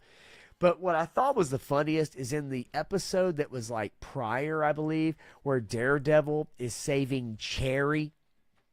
Okay, Cherry, who everybody loves and cares about. Daredevil saving Cherry, the retired cop who's on his side or whatever it is. and Bullseye kills the anti-vigilante task force agents, right? He kills them all as they're beating the shit out of Daredevil. And the only reason Daredevil's losing is because he hears Cherry's heartbeat, who's having a heart attack. Don't you think Daredevil would be fighting harder in that moment, not getting his ass kicked? But I digress. Bullseye saves the day, and then he throws a fucking knife that has the words written on it, "You're welcome." Guys, tell me what's wrong with that. Tell me what's wrong with the fact that Bullseye literally throws in a knife that sticks in the wood or whatever, and it has written on it, okay, "You're welcome." What's the problem here? What's the problem? Daredevil is blind.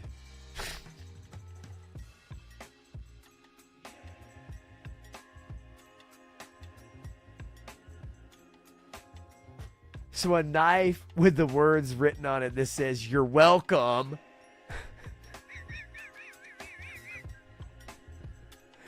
for a blind guy to read is fucking goofy. I get it. I know. It was scratched in. He could feel it. But you know what I'm saying. Like, it was like, what? Like, "You're welcome."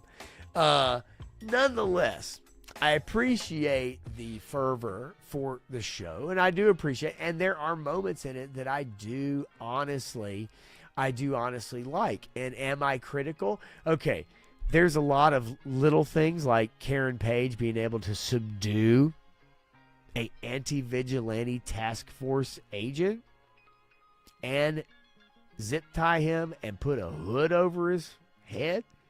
Now, then people will say, well, he wanted to be caught because, remember, he divulges to both of them, "Hey, I'm on your side," right?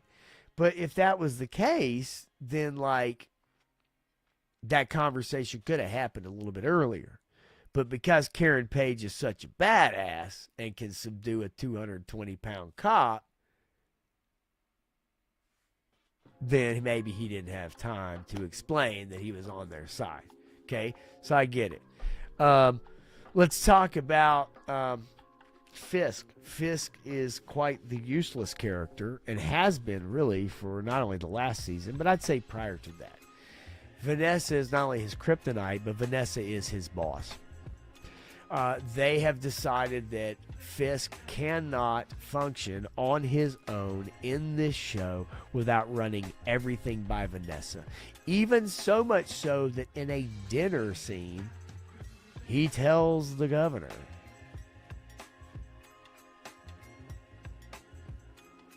"She's a part of my business. She's the one, this functions with her, through her." And I think they've cucked Fisk so much that it makes him extremely weak, and it makes him to the point that he's no longer believable as this larger-than-life badass figure. And so much so that a dinner conversation between the governor and Vanessa goes a little something like this. Hit it. The governor literally says, "You could have done all of this on your own. Why do you even need Fisk?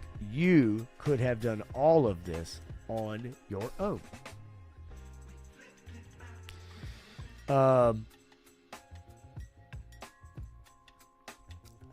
It's so you reduce Fisk to basically the guy who is asking Vanessa if it's okay to do whatever he does, right? And it puts Vanessa in the driver's seat. Now, of course, we saw in the last episode, she catches some glass to the temple. Is she dead? Is she not? Who knows? Fisk probably will go crazy because maybe he caused it because he used the belt that he won after literally killing his boxing opponent in this match. Vanessa shows up to the match when she was told to stay away because Bullseye is going to try to kill her, and being the strong woman that she is, she shows up to the match. Bullseye attacks. Daredevil's there to try to diffuse the situation. And Bullseye throws this crystal little trophy thing, right? Globe or little trophy, whatever it is. Not a trophy, but a little crystal thing about the boxing match, New York City. And Fisk smashes it with the belt that he just won by killing another boxer in the ring, mind you. Part of the shard strikes Vanessa in the temple, and it looks like she's dead. Of course, that's not going to happen, but I think this is going to set Fisk off on a series of I have to take revenge. Bullseye must die. Daredevil was there. So Fisk is going to become unhinged because Vanessa is probably in the ER. Let's not kid ourselves. She's not going to die. I would be shocked if she died. But nonetheless, they're going to use that as a springboard to give us back a Fisk who is mean and dirty and will do everything at all costs. But ultimately, at the end of the day, the show wants us to understand that Vanessa is the key to everything. She holds all the cards. She's probably playing 4D chess. Also, I think there's some good fight scenes in this show. I think they're edited extremely poorly.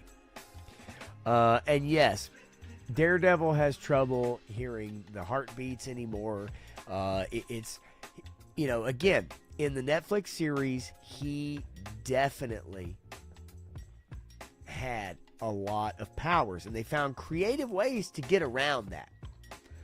If you remember, when he's with Karen Page in the apartment building and they're talking, and the task force shows up, okay? They show up. For some reason, all of a sudden, Daredevil or Matt Murdock, they have these speakers, and I'm not sure what these speakers were, what they did.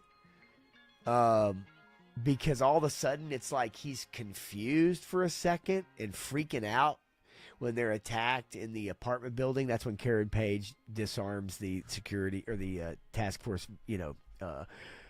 cop. But it's really weird because, all of a sudden he just loses his abilities for a few seconds because they have those speakers. And it's weird. Okay. Show enough what, G.I.? I'm trying to figure out, show enough what? They don't show any of his powers anymore. They don't show them. I dare you, I want you to go back and watch the Netflix series from the first 3 seasons. And I want you to tell me, tell me, they show all these powers. They show, in action. I want you to tell me the differences between now and then. That's what I want you to do, because I've gone back and looked at them. And I want you to go back and look at them and just see the differences, including also the dialogue, because there's one scene where they're talking about Red Hook and the port, and there's a scene where Fisk is talking to Vanessa, and it's so Gen Z writing because he's like, Vanessa, we've built something generational here. And it's like, people don't talk to each other that way. They don't talk to each other that way. They don't, and I don't blame you, Shane. People don't they don't use words like generational. We built something generational, Vanessa. Certain words, it's just odd. The dialogue is very odd. There are many, many little scenes in there that just don't to me, they don't add up. Also, this guy here, okay, this cat. Let's see if I can get him. Okay, this guy right here.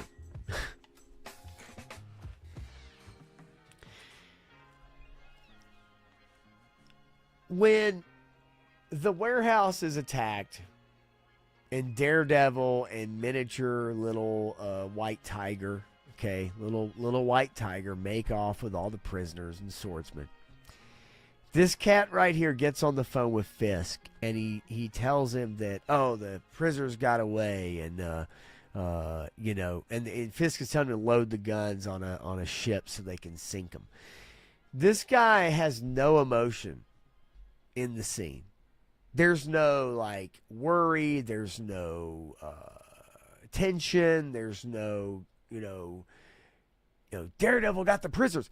It's literally the conversation is him telling Fisk that Daredevil got the prisoners out and that they got away.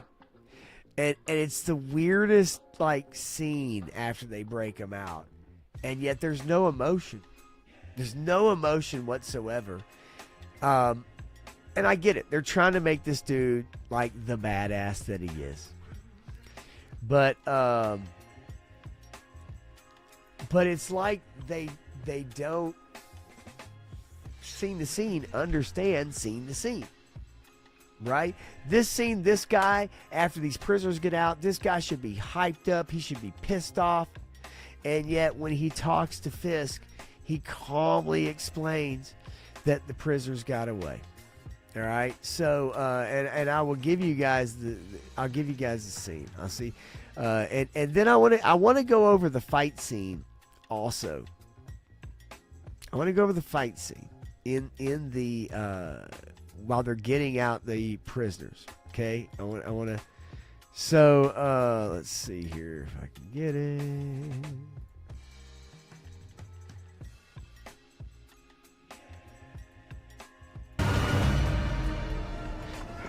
Fuck. By the way, little white tiger. I mean, does anybody believe that this 4'7" chick who has this amulet, meaning which the amulet, this special amulet, this magical amulet, and white tiger just got shot in the head.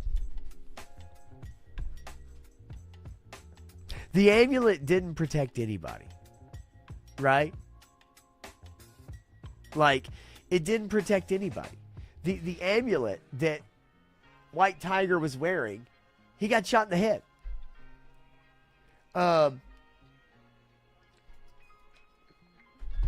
So what does the amulet do? What does the magical amulet do?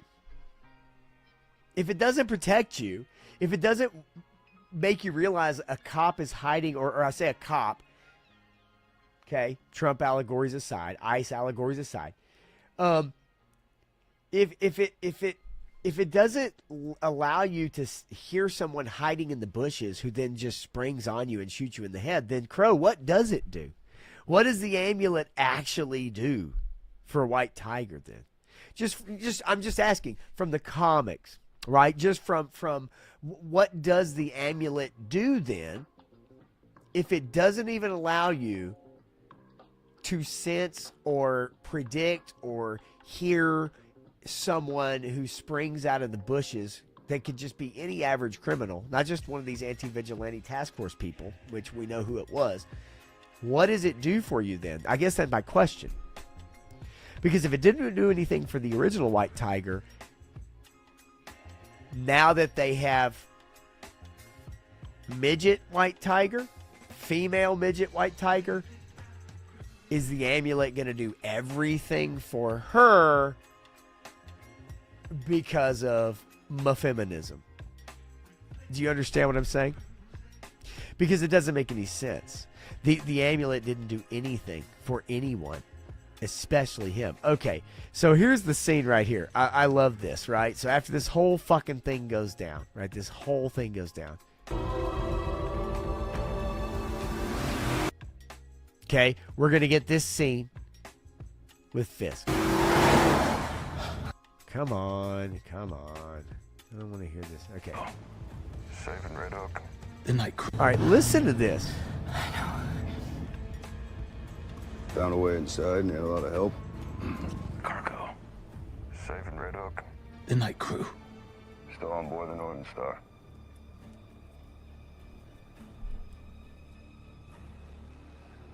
Good. So all of this goes down, and that's the phone call that Fisk gets? Right? Can't say that word. Trying to figure out what is that from the show? Can't say that word. What was the word in the show? I'm trying to figure out. What do you G.I. Jetman, what can't say that word? Is it something from the dialogue on the show? I didn't hear anything in there exactly. Let me back it up for a second. See, safe Red Hook. Maybe I didn't on YouTube. I'm trying to figure that out. I couldn't leave those people there.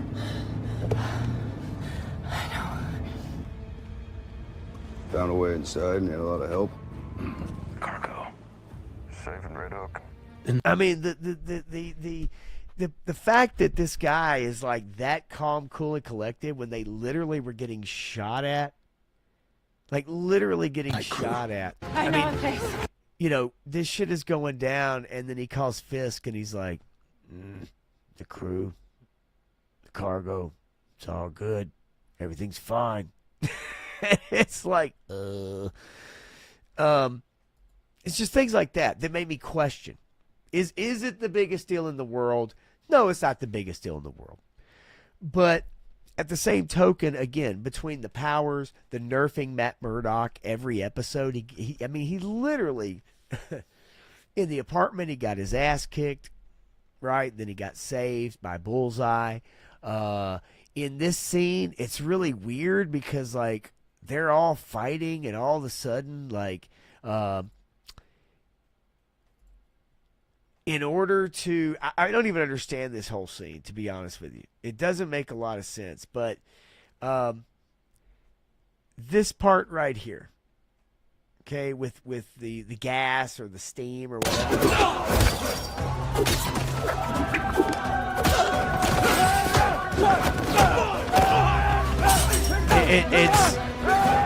It's strange because then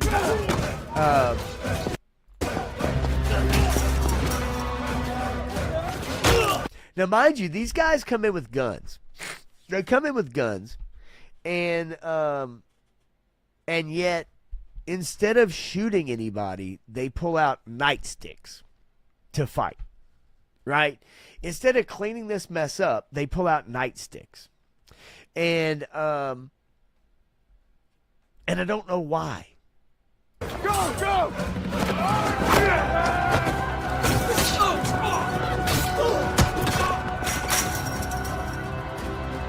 Come on.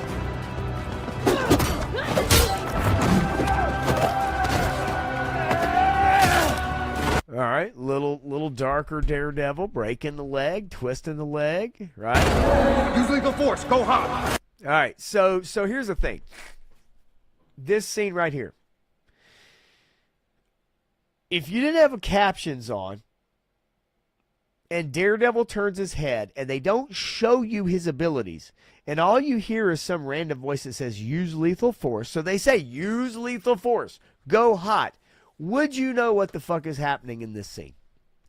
But prior in the Netflix show, they would show you. They would maybe even show you the anti-vigilante task force agents coming down the steps, coming around the corner, infiltrating the building in it with a filter on it. And Daredevil's like, he's hearing this. Okay, he's hearing this. He's hearing them and their guns. What kind of guns are they carrying? Are they cocking their guns, right? Like, he's hearing all this stuff. They don't portray that anymore. So all we get without captions is a voice that says, use lethal force, go hot. Okay, it says man on radio. But we don't even know. You don't know unless you've got captions on. Okay?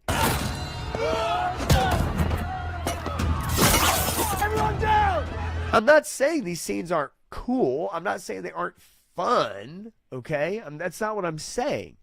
But I'm trying to understand, why are they not portraying Matt's powers?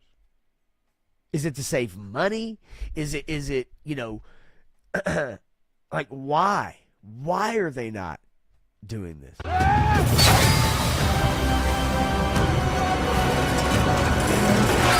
Okay. So these guys, it says use lethal force, go hot. They come in with guns, and he makes steam in the air. So then we get this. Why are they? They're shooting a. I don't understand. What are they shooting at?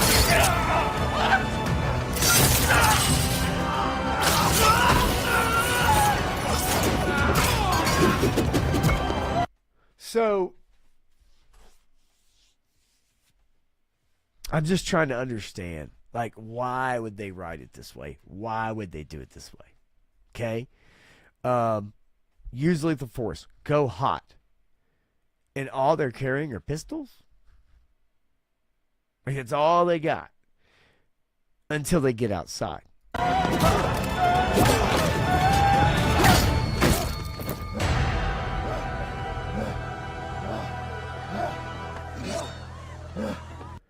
I mean, I'm just trying to understand. I'm trying to understand exactly what the... Now,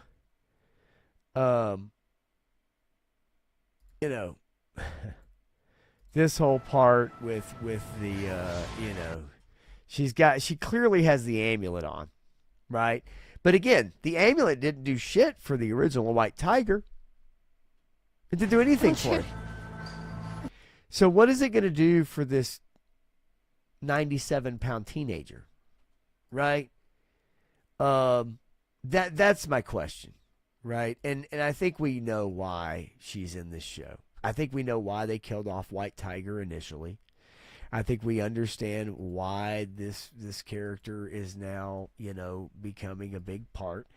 And what was funny about it is we see Daredevil in a scene where she's like, "Hey, I'm going to go on this mission and I'm going to do it." And he goes, "Are you ready?"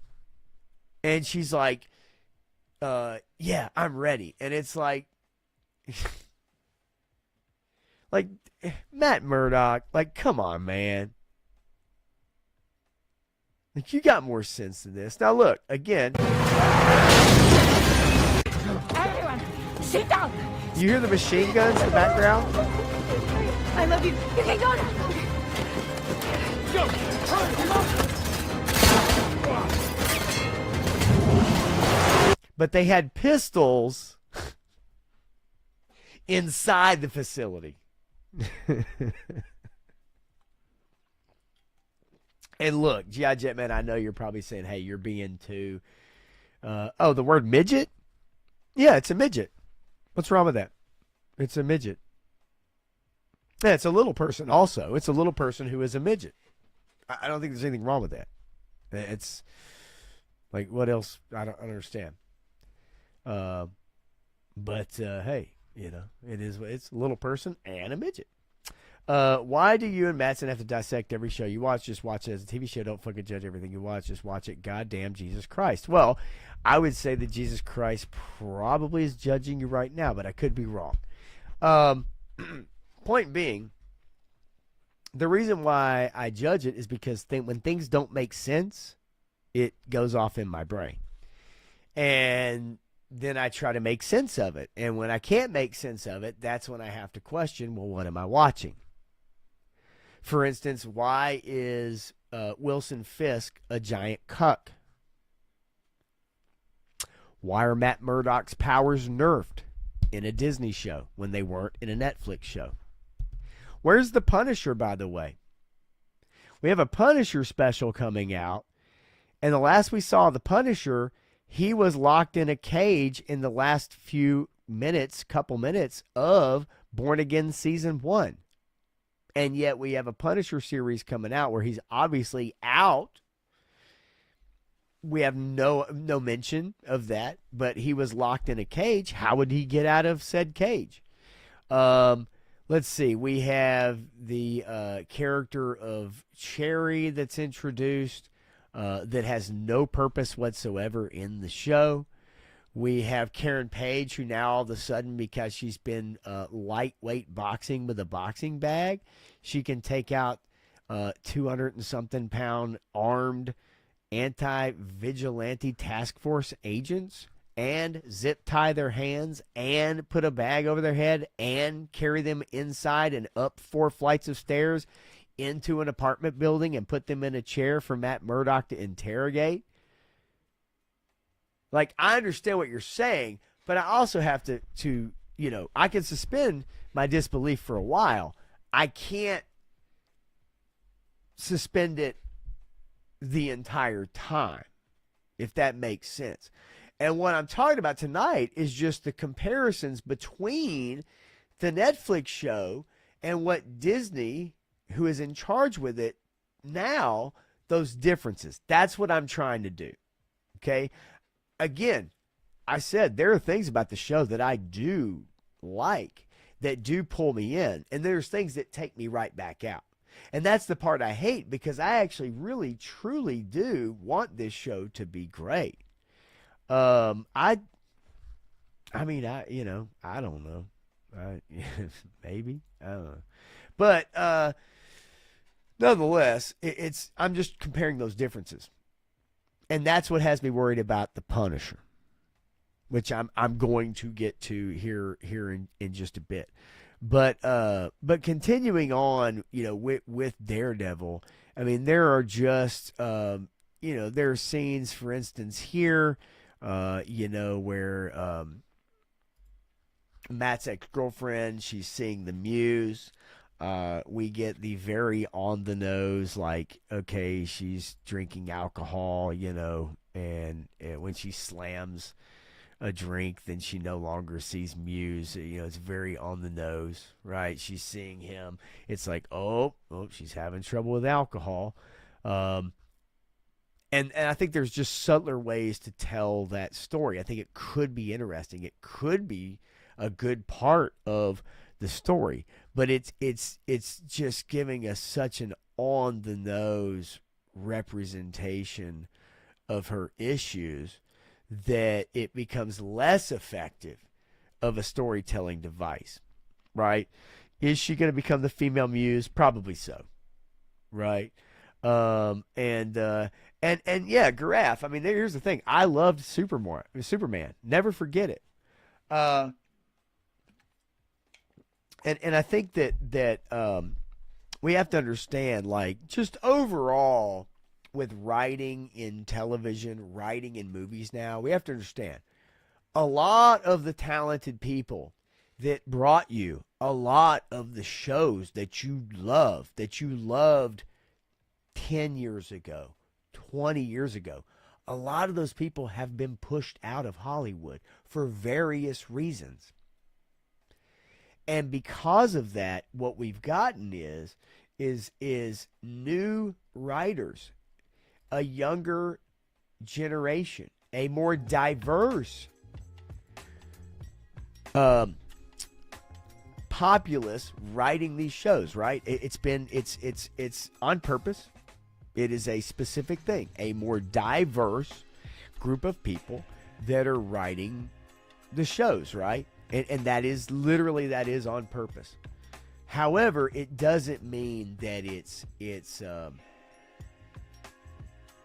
better, right? And no, I didn't love Superman. I liked Superman. But Superman has its own issues as well. A lot of issues. And I'd be glad to go over a lot of those issues. So, regardless, I think it's safe to say most of the shows that we are given now, even the best of the best, are being written by people that are not as talented as the people that wrote much of the material 10 plus years ago. And some may say, well, it's 10 years ago. These people are old. Okay, well, would you say that to a 25-year-old that was writing 10 years ago for a hit TV show or movie? 35 is not that old, right? But if they didn't fit the criteria that is now allowed in Hollywood, in those circles, if they do not fit that criteria, if they are excluded. So we have to understand, right? Like we have to hit on the head. Okay? Whoever's writing a lot of these shows, I implore you, delve into their credits, look up their history, look at what they've worked on, look at what they've written. Okay? And people say, oh, everybody has to start somewhere. No, you're absolutely right. They do. But look at what they've written before. Look at where they came from. Where did they go to school? You know, but for the most part, I would say the writing for most of the shows and the script work for most of the shows and the movies that we get are not good. And a lot of it comes down to people that have no life experience. And the life experience they do have is an extremely one-sided affair, where the only opinions that are allowed in their life are opinions that they agree with, in particular political. So when you don't have a lot of life experience, or like Alex Kurtzman, where you do have a lot of life experience and you're still just a shit writer, right? And yet he continues to get shows, right? So like we have to understand that a lot of this stuff is disingenuous. And I think even with Daredevil Born Again Season 2, they wanted to make up for what a mess Season 1 was. And Season 1 was a mess. Objectively an absolute fucking mess. They wanted to make up for that. And I think in some ways they have.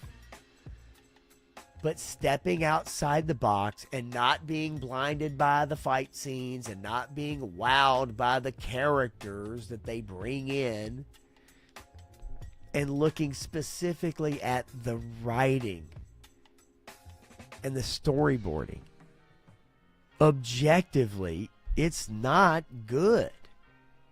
It doesn't mean you can't turn your brain off, right? It doesn't mean you can't do that. But ultimately, at the end of the day, like, it's objectively worse. And I would dare say, even for those most famous of shows and most successful of movies, still stumble to reach the heights of the greatest or great things that we've seen in the past, on if we measure them equally, just for the simple fact of who it is that's writing, storyboarding out, and scripting a lot of the stuff we see. And that's what's amazing, because even the good stuff that gets through, that trickles through, really stands out. Like, really stands out. And we all know what those things are, because they really stand. They hit you like a ton of bricks.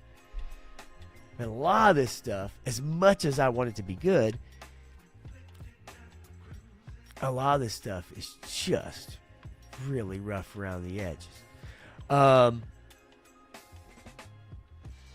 You know, some of these conversations, you know, I don't mind.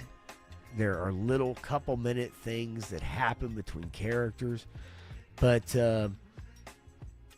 man, you know, why does Daredevil need someone on the inside?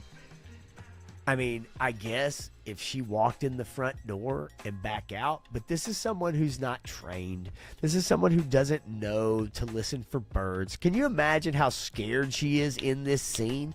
Can you imagine how freaked out she is about being put into this place? She might disappear. She's going to find Jack Duquesne, who's been missing, who's supposed to go to trial. She's blindfolded. This is against the law. This shit is weird. She would be terrified.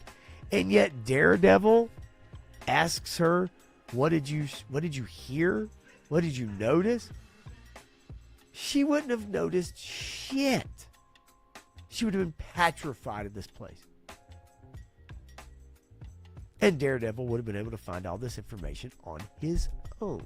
It's just like, I get it from a storytelling device. I get it. Crow said it earlier. You know, he needed somebody on the inside, or that somebody who could give him the lay of the land. I totally get it. But Daredevil doesn't need someone like that. He just doesn't. But I fully understand what you're talking about. I think that the conversations between Matt and Karen are extremely boring in this series. I think they go nowhere. I don't know what the point of their relationship is in this series now. It's a big nothing burger. It does nothing.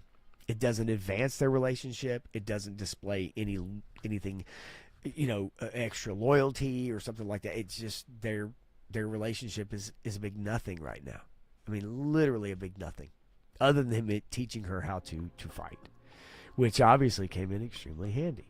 But I will say this. This guy, Buck, I like this guy, Buck, on the left. I hate this character on the right. Okay, this kid. It's fucking terrible. Buck, I like. It's Buck, yeah. But he will never replace Wesley. Never, ever replace Wesley. Wesley was an amazing character. And in flashbacks, this upcoming episode, I think we will see Wesley. But I think it's going to be in flashbacks. But I wish it was a return of Wesley. I do. War Chest, what's going on, man? How you doing? Are those sight beyond sight goggles? Yeah, it did look like VR, right? And then Crow says if she has had a POW handling courses, she does know what to do with that stuff on. She probably had that weekend course. right. You know what I'm saying? But you get what I'm saying, Crow. Like, you understand what I'm saying. Like, she would be absolutely terrified in that situation. And the last thing she'd be doing is thinking about, like, how to pay attention to birds chirping and the smell of pizza and walking on broken glass and taking a right, taking a left, taking a right, then taking another right, and then a left. You know what I mean? Like, it was just incredible. But I get it. From a storytelling device, I totally get it. I just found it to be like, Matt doesn't need that. Right? He doesn't need that. Let's see. Magical benefactor for Daredevil to become Batman. And yeah, you guys got that too. Okay. Clint, I did not talk about the Bravo and Diana Rossini story. Now look, I think the shit is weird. I don't know if everybody would have a grasp on that story. But it is weird for a married man and married woman to other people to be hanging out in a hot tub together with nobody else around, and to also be meeting on a rooftop privately. Now, they weren't holding hands, like holding hands. It was like a greeting of sorts. But there is history there. Rossini has gotten stories from Mike Vrabel. But, I don't know. I want to see if a little bit more comes out about that before I really get into it. Okay. Nonetheless, I hate that they closed all your Denny's, Shane. And I'll tell you, they're hard to find at Denny's these days. That's a fucking no doubt about it. And I love Denny's. Give me a Grand Slam, I'm happy. Only thing I'll ever get at Waffle House is their bacon, egg, and cheese sandwich. And give me my hash browns, scattered, smothered, chunked, and diced. And I am a happy man with some black coffee and maybe a big glass of milk, and I'm fine. But here's the deal. I want you guys to understand. I'm not necessarily just hating on Daredevil Born Again Season 2. There are things I like. But, man, if you really parse it out, there is a whole bunch in this show from a writing perspective that makes no sense at all. Some characters are nerfed. Some characters are given great powers or abilities or sensibilities. I'm sorry, I cannot buy into teenage midget white tiger. I can't do it. The amulet does nothing. It did nothing for the original white tiger. What is it going to do for her? Now, I'm sorry. It just doesn't. There is no fucking yard work. I am over it. Shane, I am 50 and I am old too. And yes, the shrink, she did kill Muse. Yet she keeps seeing him in her visions and stuff, right? She's seeing him. All of a sudden, he pops up. And I get it. Again, I get that from a storytelling device. I do get it. It's Matt's ex-girlfriend. She is seeing Muse. I think she is going to... She has the mask. She has the mask, folks. If you don't think for 1 second that she's not going to put that mask on and become a serial killer... If you can't see that storyline coming a mile away, then I can't help you at all. Like, I can't. This is being literally telegraphed in every scene that she sees Muse in her imagination. She is going to become female Muse. Let's see. Who's the lady on screen now? I'd have to go back, but it may very well be. People all have different opinions on shows. In all seriousness, Pop's review of the show is wanting me to check it out. And that's a good thing, because I want you to see it. I want you to determine for yourself. Don't just take my opinion. I will tell you guys, I became aware of a YouTuber that recently, okay, that is extremely critical of people like myself, I guess, but people that are extremely critical of the Critical Drinker, Idiotic, Chris Gore, and Film Threat. People that have been against the look, for lack of a better term, woke ideology, the wokeness of TV shows, and what's happened to writing and movies and television. Okay, it's unmistakable. It has happened. It is still happening, using subterfuge to do it. Okay, but I knew that as soon as people like a Nerdrotic or Critical Drinker became so popular, people were going to get on YouTube and they were going to also get popular, not as big, not even close to as big, but that they were going to be able to make somewhat of a living having the opposite opinion, going the opposite way, as those YouTubers who have gotten extremely successful, and I mean gigantic at this point. If Critical Drinker's video doesn't get 1 million views, it's a shock, okay? But my point being is that I stumbled across a channel a couple days ago, and it's some of the worst takes. Because what this guy does is he watches a video by one of those creators, and every 8 to 10 seconds he stops the video and pops in with his comments. The problem is he doesn't take into context what they're saying. He just stops their video that he's like reacting to every few seconds and then adds his commentary in, and then starts the video back up, stops it, adds his commentary, and he makes 40-minute videos out of a 10-minute video.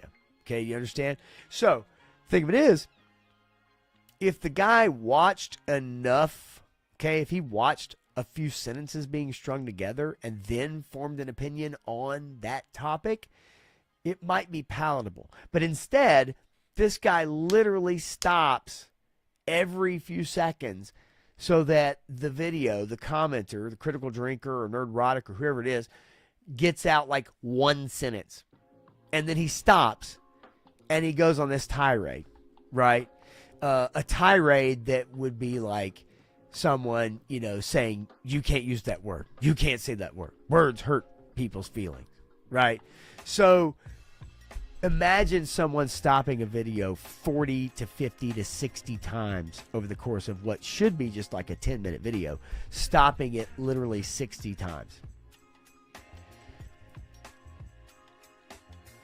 But I knew that there were going to be people who will come in and start doing that, where they'll take every couple words, every individual sentence, and instead of allowing for context, they'll try to do the shock value thing, the shock jock thing of commenting on every 6 words someone says. and then crucifying them over it, right? And what the saddest part about it is that the people he's commenting on are genuinely correct about their thoughts. But when you have someone who's so hell-bent on not allowing their audience to understand or hear those thoughts in context, then you can understand how easy it would be to literally make up your audience's mind for them. I don't like to do that. I call the bullshit out that I like, that I don't like, whether it's Disney or not. Not everything. I like Maul's Shadow Lord. I'm enjoying that show. The first 2 episodes.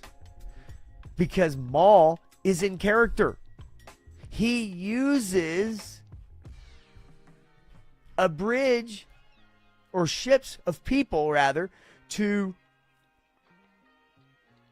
stop the cops from coming after him. So he uses the force to dangle people in the fucking air, and he tells the cops, you either choose them or you come after me. I appreciate that. I appreciate that. So Maul, Shadow Lord, watch that. It's good. It's fun.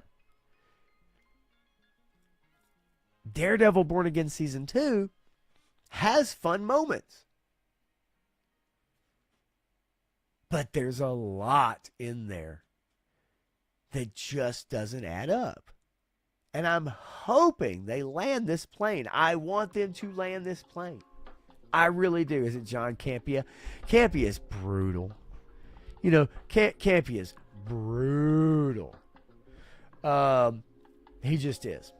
And it's difficult. And yes, context is important. That's the part that I think is so hard, is when people miss context, when they don't allow for people to finish what they're saying, to make their point, and people just parse out a couple of words, right?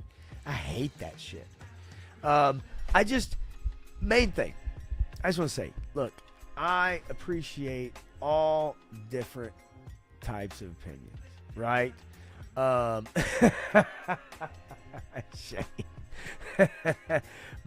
Blue waffles. Blue waffles. Warchest says, I dig the build-up, Typhoid Mary build-up. Right. However, the hot tub shit, totally normal. It is. Warchest is there, maybe a few other ladies. Yeah, look, if you're talking about the journalistic integrity of Diana Rossini, I don't really give a fuck. It really doesn't bother me. Like, it does not bother me that much. It really doesn't. But I fully understand where a lot of people would really have issues with a reporter and a coach and hanging out by themselves. I think there's a big nothing there. I think it's not a big story. But, of course, in today's world and today's media, everybody's going to jump on it because they either hate Mike Vrabel, or they hate Diana Rossini, or they hate conservatives, or they hate liberals, or they hate whatever, and they would rather see you dead than breathing because you believe in this. And that's just reality. That's just how a lot of people are, and that's how modern media is run these days. If you don't have the right opinion, regardless of what opinion that is, be prepared to basically be told that you shouldn't be breathing on this planet. That literally is it. I don't hold that opinion. I may think you're dumb for some things, for holding a certain opinion. I may think you're stupid, but people think I'm stupid. So that's fair game. But I don't wish people to not be breathing, okay? Like, that's fucking stupid. That's taking it too far. Now, I think you missed the point of the weaker superhero premise of the White Tiger for the show. The kid is a future liability. That's the point. Matt will have to deal with her feeling validated now. Yeah, I just think that they're going to, there is no, will she fuck up? Will she have a hard time? Maybe. Are they going to present her as like this really badass who was better than her uncle? Yes. They will. And do you know why, Crow? Because she's a female. That is just how this game is played now in Hollywood. That is just how these characters are written, and it is rare that it's done any differently now. It just is what it is. And you may say, well, no. She's just, she's just younger. She's agile. She's got, fine. That's fine. But the reality is, as with many females in this show, they usurp their male partners and or counterparts. It just is. Which is also the Disney way. Remember, Disney has taken many boy brands and worked tirelessly to turn them into girl brands. Tirelessly. I think we'd all agree, Marvel Comics, Marvel characters, Iron Man, Punisher, Daredevil, Wolverine. Okay? Anyone associated in most all of those Marvel movies that Disney brought out, all boy brands. There's no doubt about it. No doubt about it. And they have worked tirelessly to do the opposite. In their writing, in their scripting, in their filming, because the reality is they don't allow females to get beat up, and especially by men. They also don't allow females to have a male mentor. It just is. It's part of the rules now. So, like, I'm not making this stuff up. These are the facts. This is factual. It is undeniable. You will not see, moving forward, a movie or television show with a female protagonist who has a male mentor, trainer, that is better than them. You're just not going to see it. At least not anymore. It hasn't been for a while. So, I'm only bringing this up because those are things that I think, you can see. You can look at the proof in front of you in these shows and movies, and you literally can see it. Let's see here. Yeah, context is important. 100%. Let's see. And then you guys are a trip, I gotta tell you. Let's see here. And Warchest says, hey, watch the new Mall. Yeah, it's good. It is good. There are a lot of those kind of critics in YouTube now. It's called vulturing. Yeah, it is. I mean, look, a lot of them are disingenuous. They know what they're doing, and they're going to get views for it because they are going to get people who are pushing back against a lot of the YouTubers who are trying to and have been successful in that space of quote-unquote woke Hollywood, whatever. And there are a lot of people who are creating content against that. Unfortunately, not only is it not as good, but it also is obviously very inaccurate. There are many inaccuracies in a lot of these guys. And I pray for the people who watch their channels who believe everything they say, because it's really sad. One in particular that I watched that was it was so inaccurate and so false, and yet dude was preaching it like it was gospel, and it was really difficult to watch happen. Let's see here. Yeah, I like fun too, Shane. I'm with you, man. I'm totally with you. Best part of Mall, says Warchest, no kids characters. Yeah, no, it's. I mean, I love it. I'm telling you, man. The first couple episodes, it's good. It's very good. The animation is tight. That Clone Wars animation style is fantastic. fantastic. It's really good. They have done so well in evolving and maintaining the original look of that animation, and I think it's fantastic. I really do. Let's see here. You got me with context. Damn you, Matthew. Let's see here. Let's see. Yeah, plot device. We could split hairs. And also, Shane says, hey, there's a reason comics aren't selling, except for Joe right now. Yeah, Absolute Batman is selling, although I don't think it's as good as people are saying, but I think people are starved for good Batman. Okay? They're tired of seeing Robin or, Damian or whomever turn gay. Okay? They just are. They're over it. They want something different. They want their characters back that they know, that they love, that they've cared about for 40 years. They want those characters back. But yeah, no, comics are not selling right now. And a lot of it is part of the reason that, a lot of it's the reason Shane's talking about. Let's see here. Maybe Kristen Ritter will come next episode just to be White Tiger's new feisty BFF. Okay. Let's get it. Delta 1769. Hey, Hoser.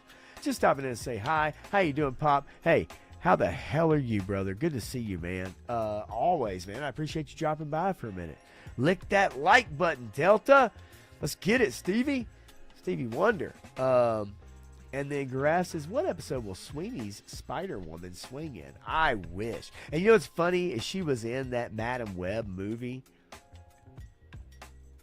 Sydney Sweeney in the Madam Web movie. So hideous, so bad, so terrible. And yet, she's Sydney. I mean, we cannot underestimate the power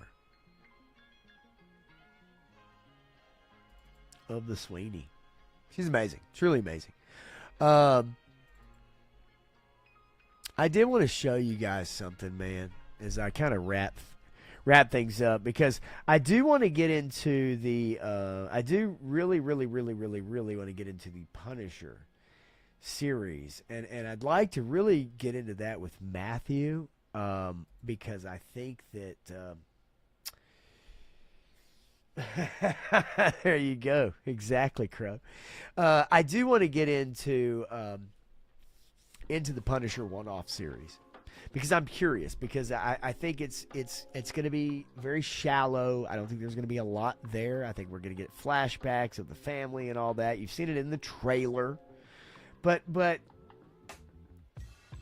I like the fact that we're seeing a lot of Frank Castle all together. We're seeing him in Spider-Man after he has his own special. I like the fact that, now, it's a damn shame that Disney has taken this long to put the Punisher in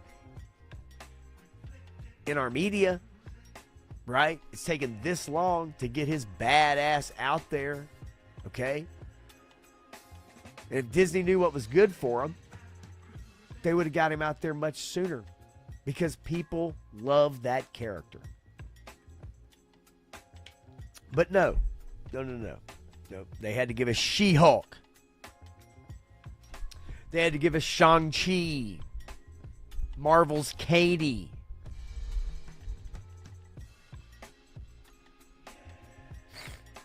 They had to give us Agatha all along.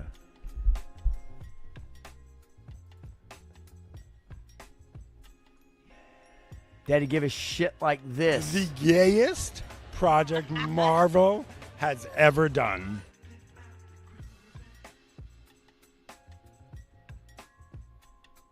I mean, that's the stuff we got.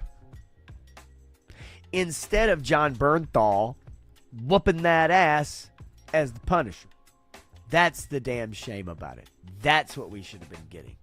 But instead, we got a bunch of bullshit in Phase Bore, Phase Jive, and Faye's Nicks. Disney wants the OG male lead to be broken, dumb, weak, or irrelevant, and masculinity is now portrayed as a flaw or weakness. It's just bullshit and bad writing. 100% war chest. It is 100%. Folks, go back, watch the movies, watch the shows, see how men are portrayed. You see it in commercials, especially if they're white. I mean, it's just true. Like, you can't. Shit is true. All right, let's just not stop pretending and just acknowledge. Delta 17. Steve says, I already hit the like. Haven't dared to watch the web movie. Well, I'll tell you, you only want to watch it, Stevie Wonder, if you want to laugh. It's that bad. It's only worth watching if you want a laugh. Graf says, thoughts on Cameron Diaz saying she was hotter than Sydney back in the day. I gotta call bullshit on that one. Although she was hot back in the day. Should we do a comparison, folks? Should we do a comparison? Sydney Sweeney, Cameron Diaz. Let's take a look. All right. We'll do a comparison. Sydney Sweeney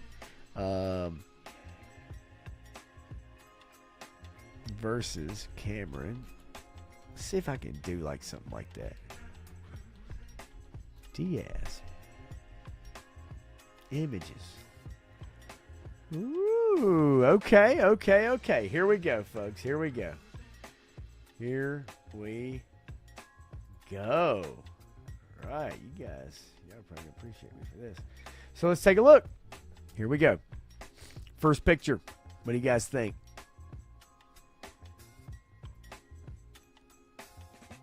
Cameron Diaz is hotter than Sydney Sweeney. No, I don't want threads. I just want to look at it. Okay, what do you guys think right here?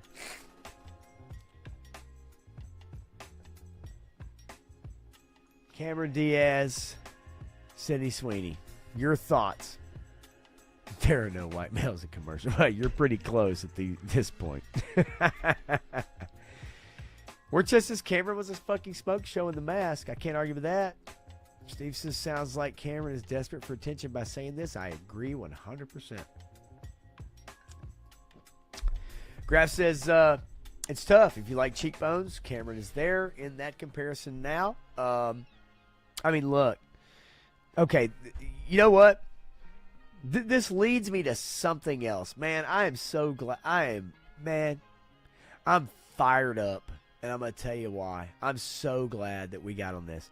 Annabelle Peaks beats them all. I get it, Evil Dookie. Krusty says, I think it doesn't matter. Both meet my incredibly low standards.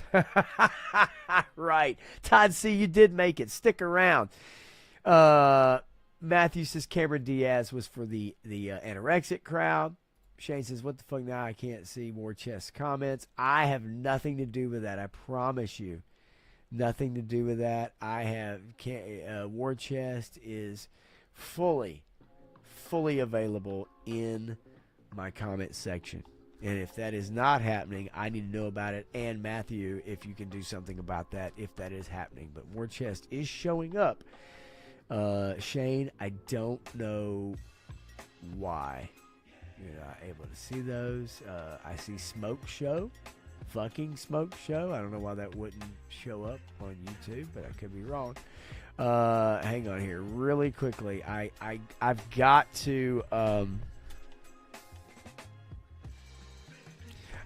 show you guys a comparison of this. So I want to get you guys' opinion of this. So give me 1 second. No, StreamYard is effing with me. Happens to be alive today. Yeah, that definitely sounds about right. StreamYard is definitely messing around with a lot of people. Todd C says people were into Cameron and Gwyneth in the 90s. Oh, 100%. And I don't blame them. Don't blame them one bit for being into both of them. Okay, give me 1 second because I want you guys to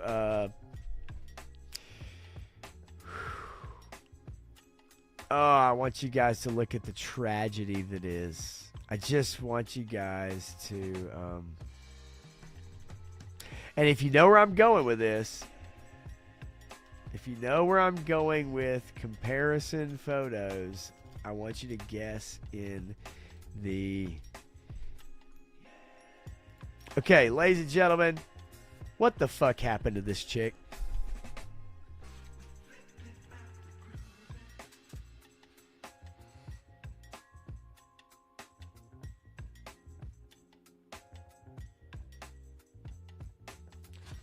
What the fuck happened to this chick?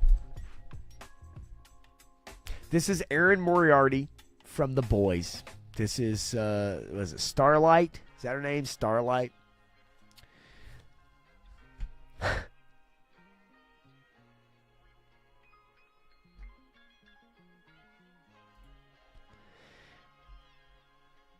This is fucking sad, man. Like, this is truly, like, that, this is truly sad. And I don't know how did you figure that out, Matthew, with Shane not being able to see Orchis comments.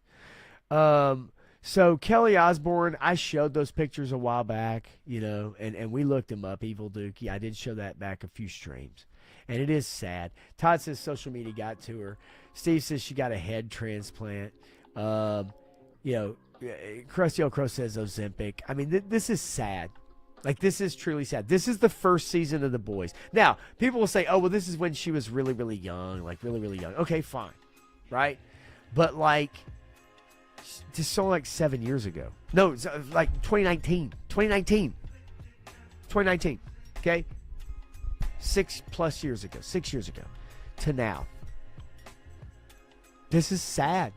And if you've watched The Boys, you'll understand. You can't even understand what the fuck she's saying in the show. Like, you can't understand what she's saying in the show because her lips don't move. I will try to bring up a clip. Can't talk. I'll try to bring up a clip. Now here's another shot for you guys. Season 1 of The Boys. Current season of The Boys. What fucking retarded thing is on my screen right now?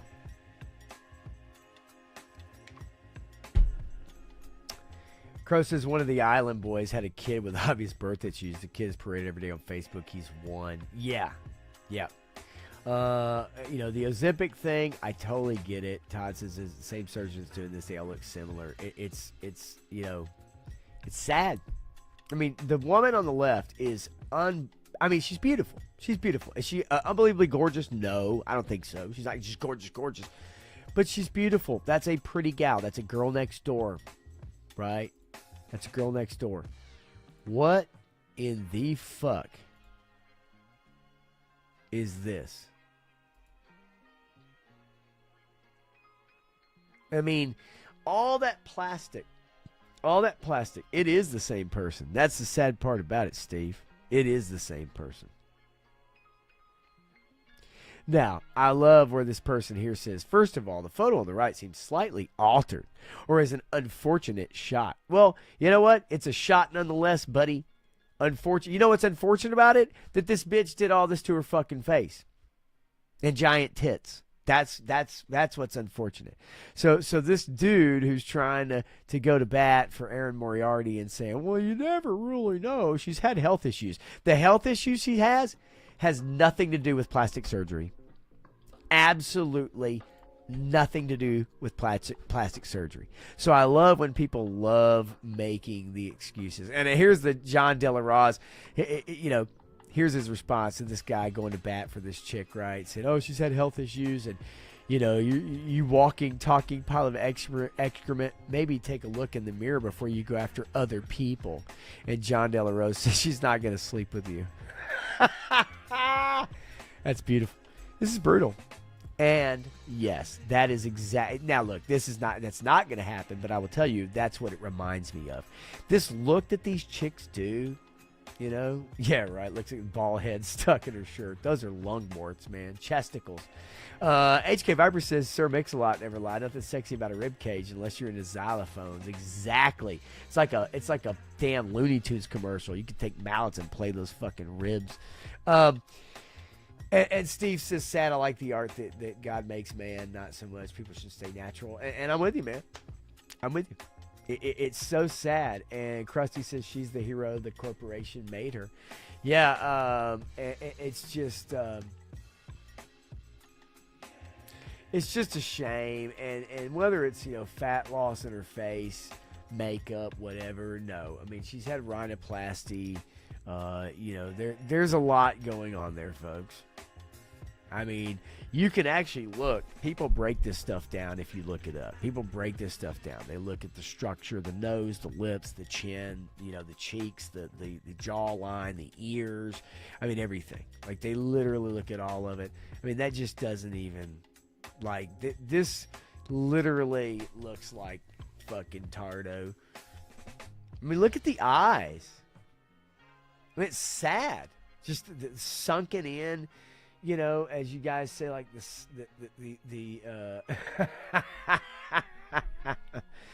as you guys said, she, the Ozempic thing, right?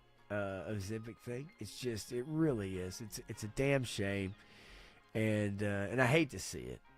I really do hate to see it because I think that it is, again, here's the one scary side by side. It's just brutal, right? It's fucking brutal, y'all. God dang. Disgusting. Okay, so, like we were talking about Cameron Diaz versus Sydney Sweeney. Well, I don't know. Can you guys? Okay. So, anyway. All right. Cameron Diaz was a looker, though, back in the day, for sure. Maybe one stream we'll put up a who would you rather, right? And we'll just go through it. Who would you rather? That's what we're gonna do. I am concerned though about the new Punisher. Just to jump onto that, I'm concerned about the new Punisher. I just don't know how this is going to work, and it's going to come in between Daredevil Season 2, which supposedly he's not even in then his special, and then the Spider-Man movie. So we'll see. No, it is the same character, my friend.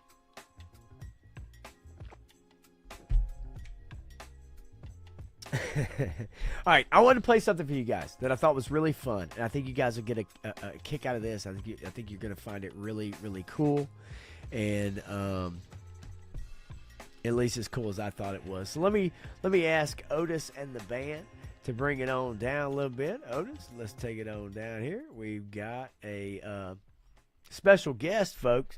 Crow, by the way, hey, have a great night. I'm glad you hung in for a while tonight, man. I'm glad you participated. Thank you so much for jumping in and hanging out for a while, man, for sure. Have a good night, and I will possibly, I guess, see you Wednesday night, maybe Tuesday. But have a good night, buddy. Appreciate it. All right.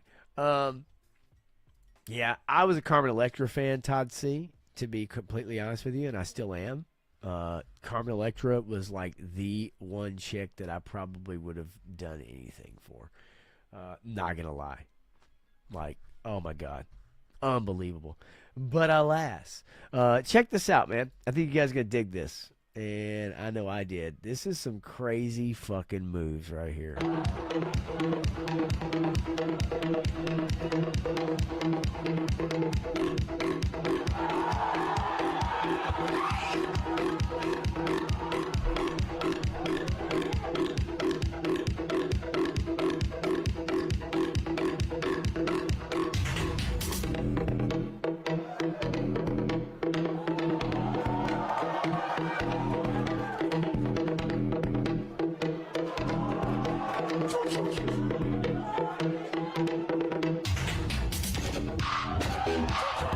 That shit is wild. Oh my God.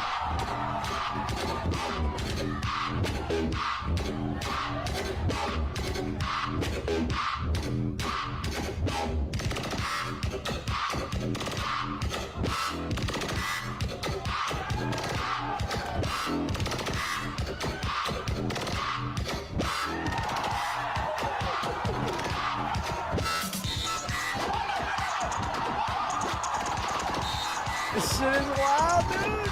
Oh my God.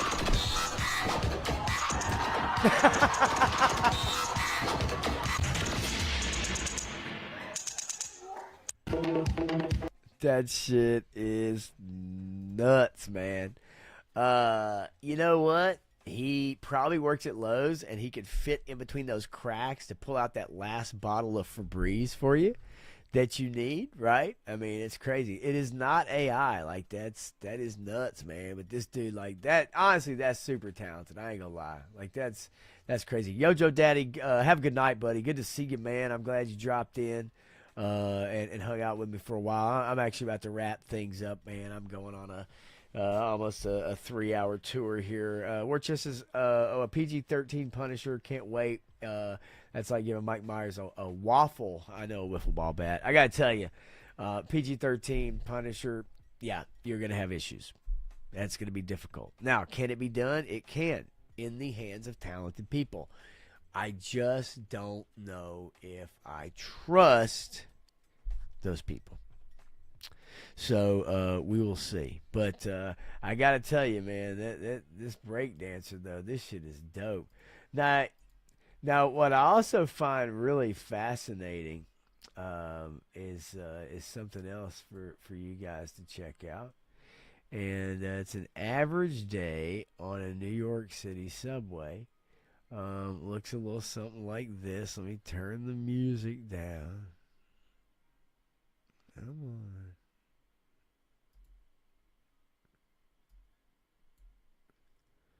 Come on.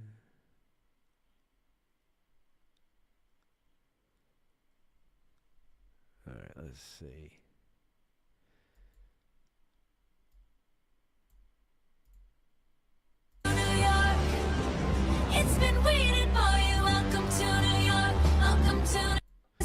See, that's the thing. I don't want the fucking volume up on this bullshit, but some reason you can't get your fucking mouse over the top of it. Look at this whack ass shit in New York City. Dude got a snake. Oh, there you go. Look at that. Yeah, nothing says lovin's like your little pup licking you right in your mouth as you're checking out your. All right, let's see. It's something like, what the fuck? Can't even. All right, let's see what else we got. As I turn up my boy, here we go. All right, you got the snake. You got the licking dog. You got the cat with glasses. There you go. Average day on the New York City subway. Oh, you got the mask. Look, you got Invisible Man over here. This must be around Halloween. And then check this out. Holy shit. Let's watch that again. I don't want to watch this shit again. Watch this guy. Look at this shit. Hello. And then watch these freaks. Look at these fucking freaks. Look at these fucking disgusting freaks. And then you have, oh God. Oh, what's going on there? Oh, God. Okay. Oh, look at that. Eating, hang on. That's fucking amazing. Look at that shit. Eating a turkey, dressed as a turkey, on the subway. That's amazing. Graf says, I'd say this is Seattle light rail, but it looks like they still have copper wiring there. And then Warchis says, hey, I got some wild ass New York subway stories. I don't doubt it at all. Warchis says, it's also fun and games till Disney lets the new White Tiger beat up the Punisher and take over the show. Wouldn't surprise me. Used to be Method Man, now it's just Meth Man. I love you, Steve. That's great. Let's see what else we got on this one. Oh.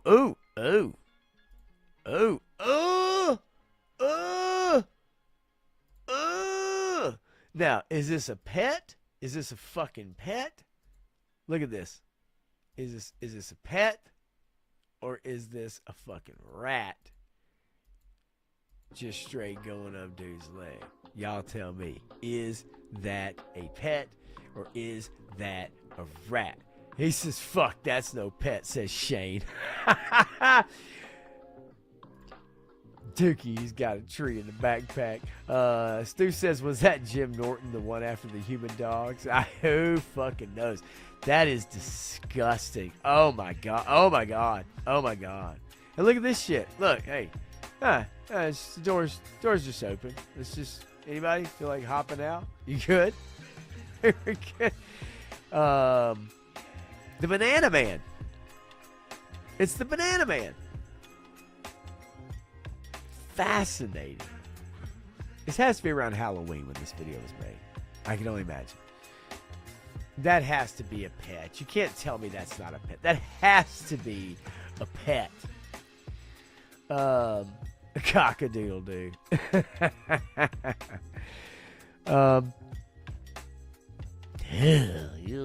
Yeah, look at this chick with these long legs. Wrap them legs right around my neck. Look at that. She says, I ain't paying your subway fare. Fuck you. I got a party to go to on the Upper East Side. She might be going to hang out with George Jefferson. She might be going to one of his brand new laundromat openings, for all you guys know. You know what I mean? Like, she could literally be going to a laundromat opening. And I believe at San Francisco, on par with New York City at one time. 100%, my friends. I have no doubt about it. Todd C. Not at all. I did see this fascinating story from Nintendo, which is always fun. So Nintendo just changed some of their avatar stuff. They've changed some of their creating a character or creating your avatar. And this is some of the new changes that they did, such as, here we go. Your little avatar, you can change the dating preferences to non-binary now if you want to do that on Nintendo. So we're asking children. This is a children's gaming system, definitely. And then, max sensitivity. It's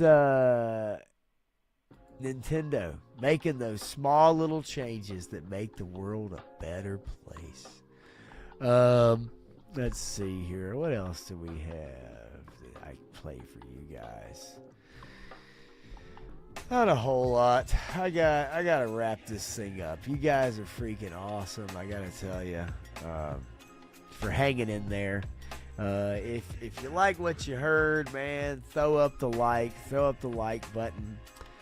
I did want to show one last thing to you guys. If you're getting excited about the Harry Potter series coming out on HBO, there's something I want to show you. And the fact that this trailer, for official trailer from Harry Potter, it's from HBO Max. This official trailer for the Philosopher's Stone has been technically ratioed. It has 270,000 likes to 310,000 dislikes. That is fascinating to me because I would have never have thought this would have happened. But between the Black Snape controversy and also changing the books from Harry's perspective to multiple perspectives now, there will be many more changes to come. J.K. Rowling, who said that she has all the power to veto hiring decisions, casting decisions, obviously has either not exercised those powers and or doesn't actually have those powers. I did, do you want the Snape music video? Do you want it? Shane, have a good night, buddy. I'm glad you stopped by. I'll see you on Friday, my friend. For sure, man. You have a fantastic rest of your night. Get some rest. Whatever you need, brother. Let's see here. Let's see if I can find it really quickly. Oh, I do want to show you guys something that got sent to me. And then I will find the Black Snake video by Perry Chan in the meantime. Yeah, I can't believe that absolutely got ratioed. That is fascinating for me. So let me bring this up, and then let me bring up one more thing as we get out of here. All right, so I've got it loaded up. I've got the video loaded up, so you guys can jam out to this. But let's see here. Save music video. Yeah, it doesn't mean anything. They were able to butcher the hearts and souls of Lord of the Rings fans. Potter fans have no chance. I agree 100%. I think it's going to be sad to see what they do with this series. But I have got to show you guys one thing, and I hope you like it. It is a trailer. It is a trailer for a, let's see here, a new show. I think you guys are going to be very interested in this show. I think you're going to want to check it out. I have no doubt about it. So let me bring this up and show to you guys. Let me turn down the band. Thank you, Otis. But we have got to watch this trailer, folks. And I think you're going to absolutely enjoy this. So here we go. This is a new movie coming out.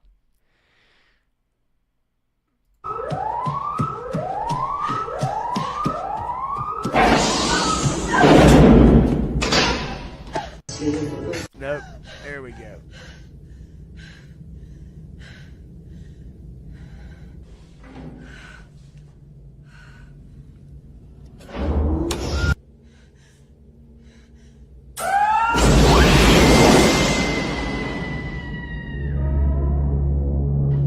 After the gruesome space murders of co-eds with beautiful mommy milkers, things are finally looking up for the girls of Delta Delta D. The girls are going to Mars. But why send a bunch of co-eds with huge racks to Mars? They just spent $1 trillion having robots build a city. How else are they going to get the boys up there? See you, Stu. If there was a titty killer, why would he be on Mars? That doesn't make any sense. I think we're safe.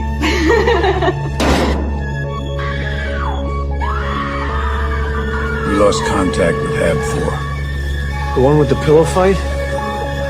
They all have pillow fights.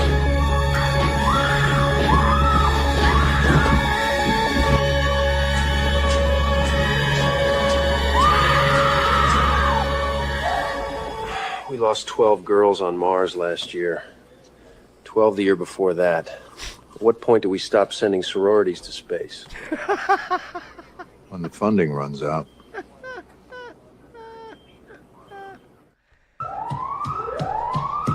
I mean, come on, folks. Would you watch Titty Killers in Mars 6? Is that, would you guys watch that? I know I would. Mars Titty Killers, man. I think I want to see it too, if you know what I mean. All right, ladies and gentlemen, we're going to play it. Here it is from the one Perry Chan, master creator of Black Snape, the music video, to finish the night out before I get out of here.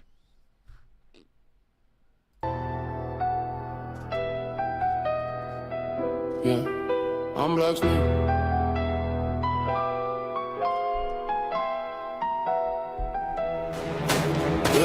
Black cloak, black skin, walk the hall, they whispering. Cauldron bubble, I'm different. Dark eyes don't flinch, just glimmering. House points, man, miss me. Came from pain, they history. Same blood, they fear, they diss me. But they copy my brew, still sip me. Side eye from the portraits. Cold stone, but my soul scorched. They ain't teach where I'm from, had to learn from the alleys and the torch. Half prince in the world that hate. Half rage in the narrow gate. Half hood in the castle gate. Homie, never run from Black Snake. Walking through the dark, one day my hand and a X in my heart. Turn that fear to a spell, then I spark. Yeah. I've been cursed from the start. Black Snake. They talk war in the streets. I see more than they see in the tower. Later, Delta. By stealth. Broomstick, bring stone, cold shower. I ain't glorified shots, that's great. That's moms in black, that's waves. Of boys that ain't make old age. So I ain't my rage at the cage. Walking through the dark, one day my hand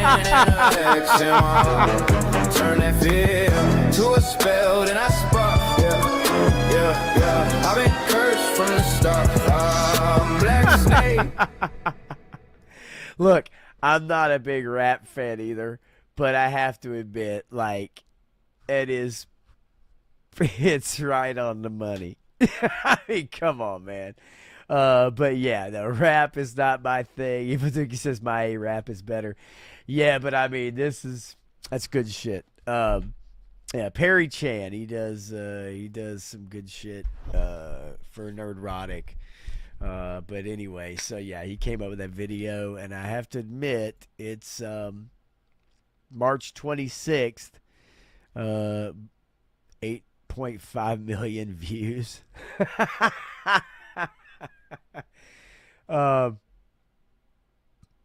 I mean, this is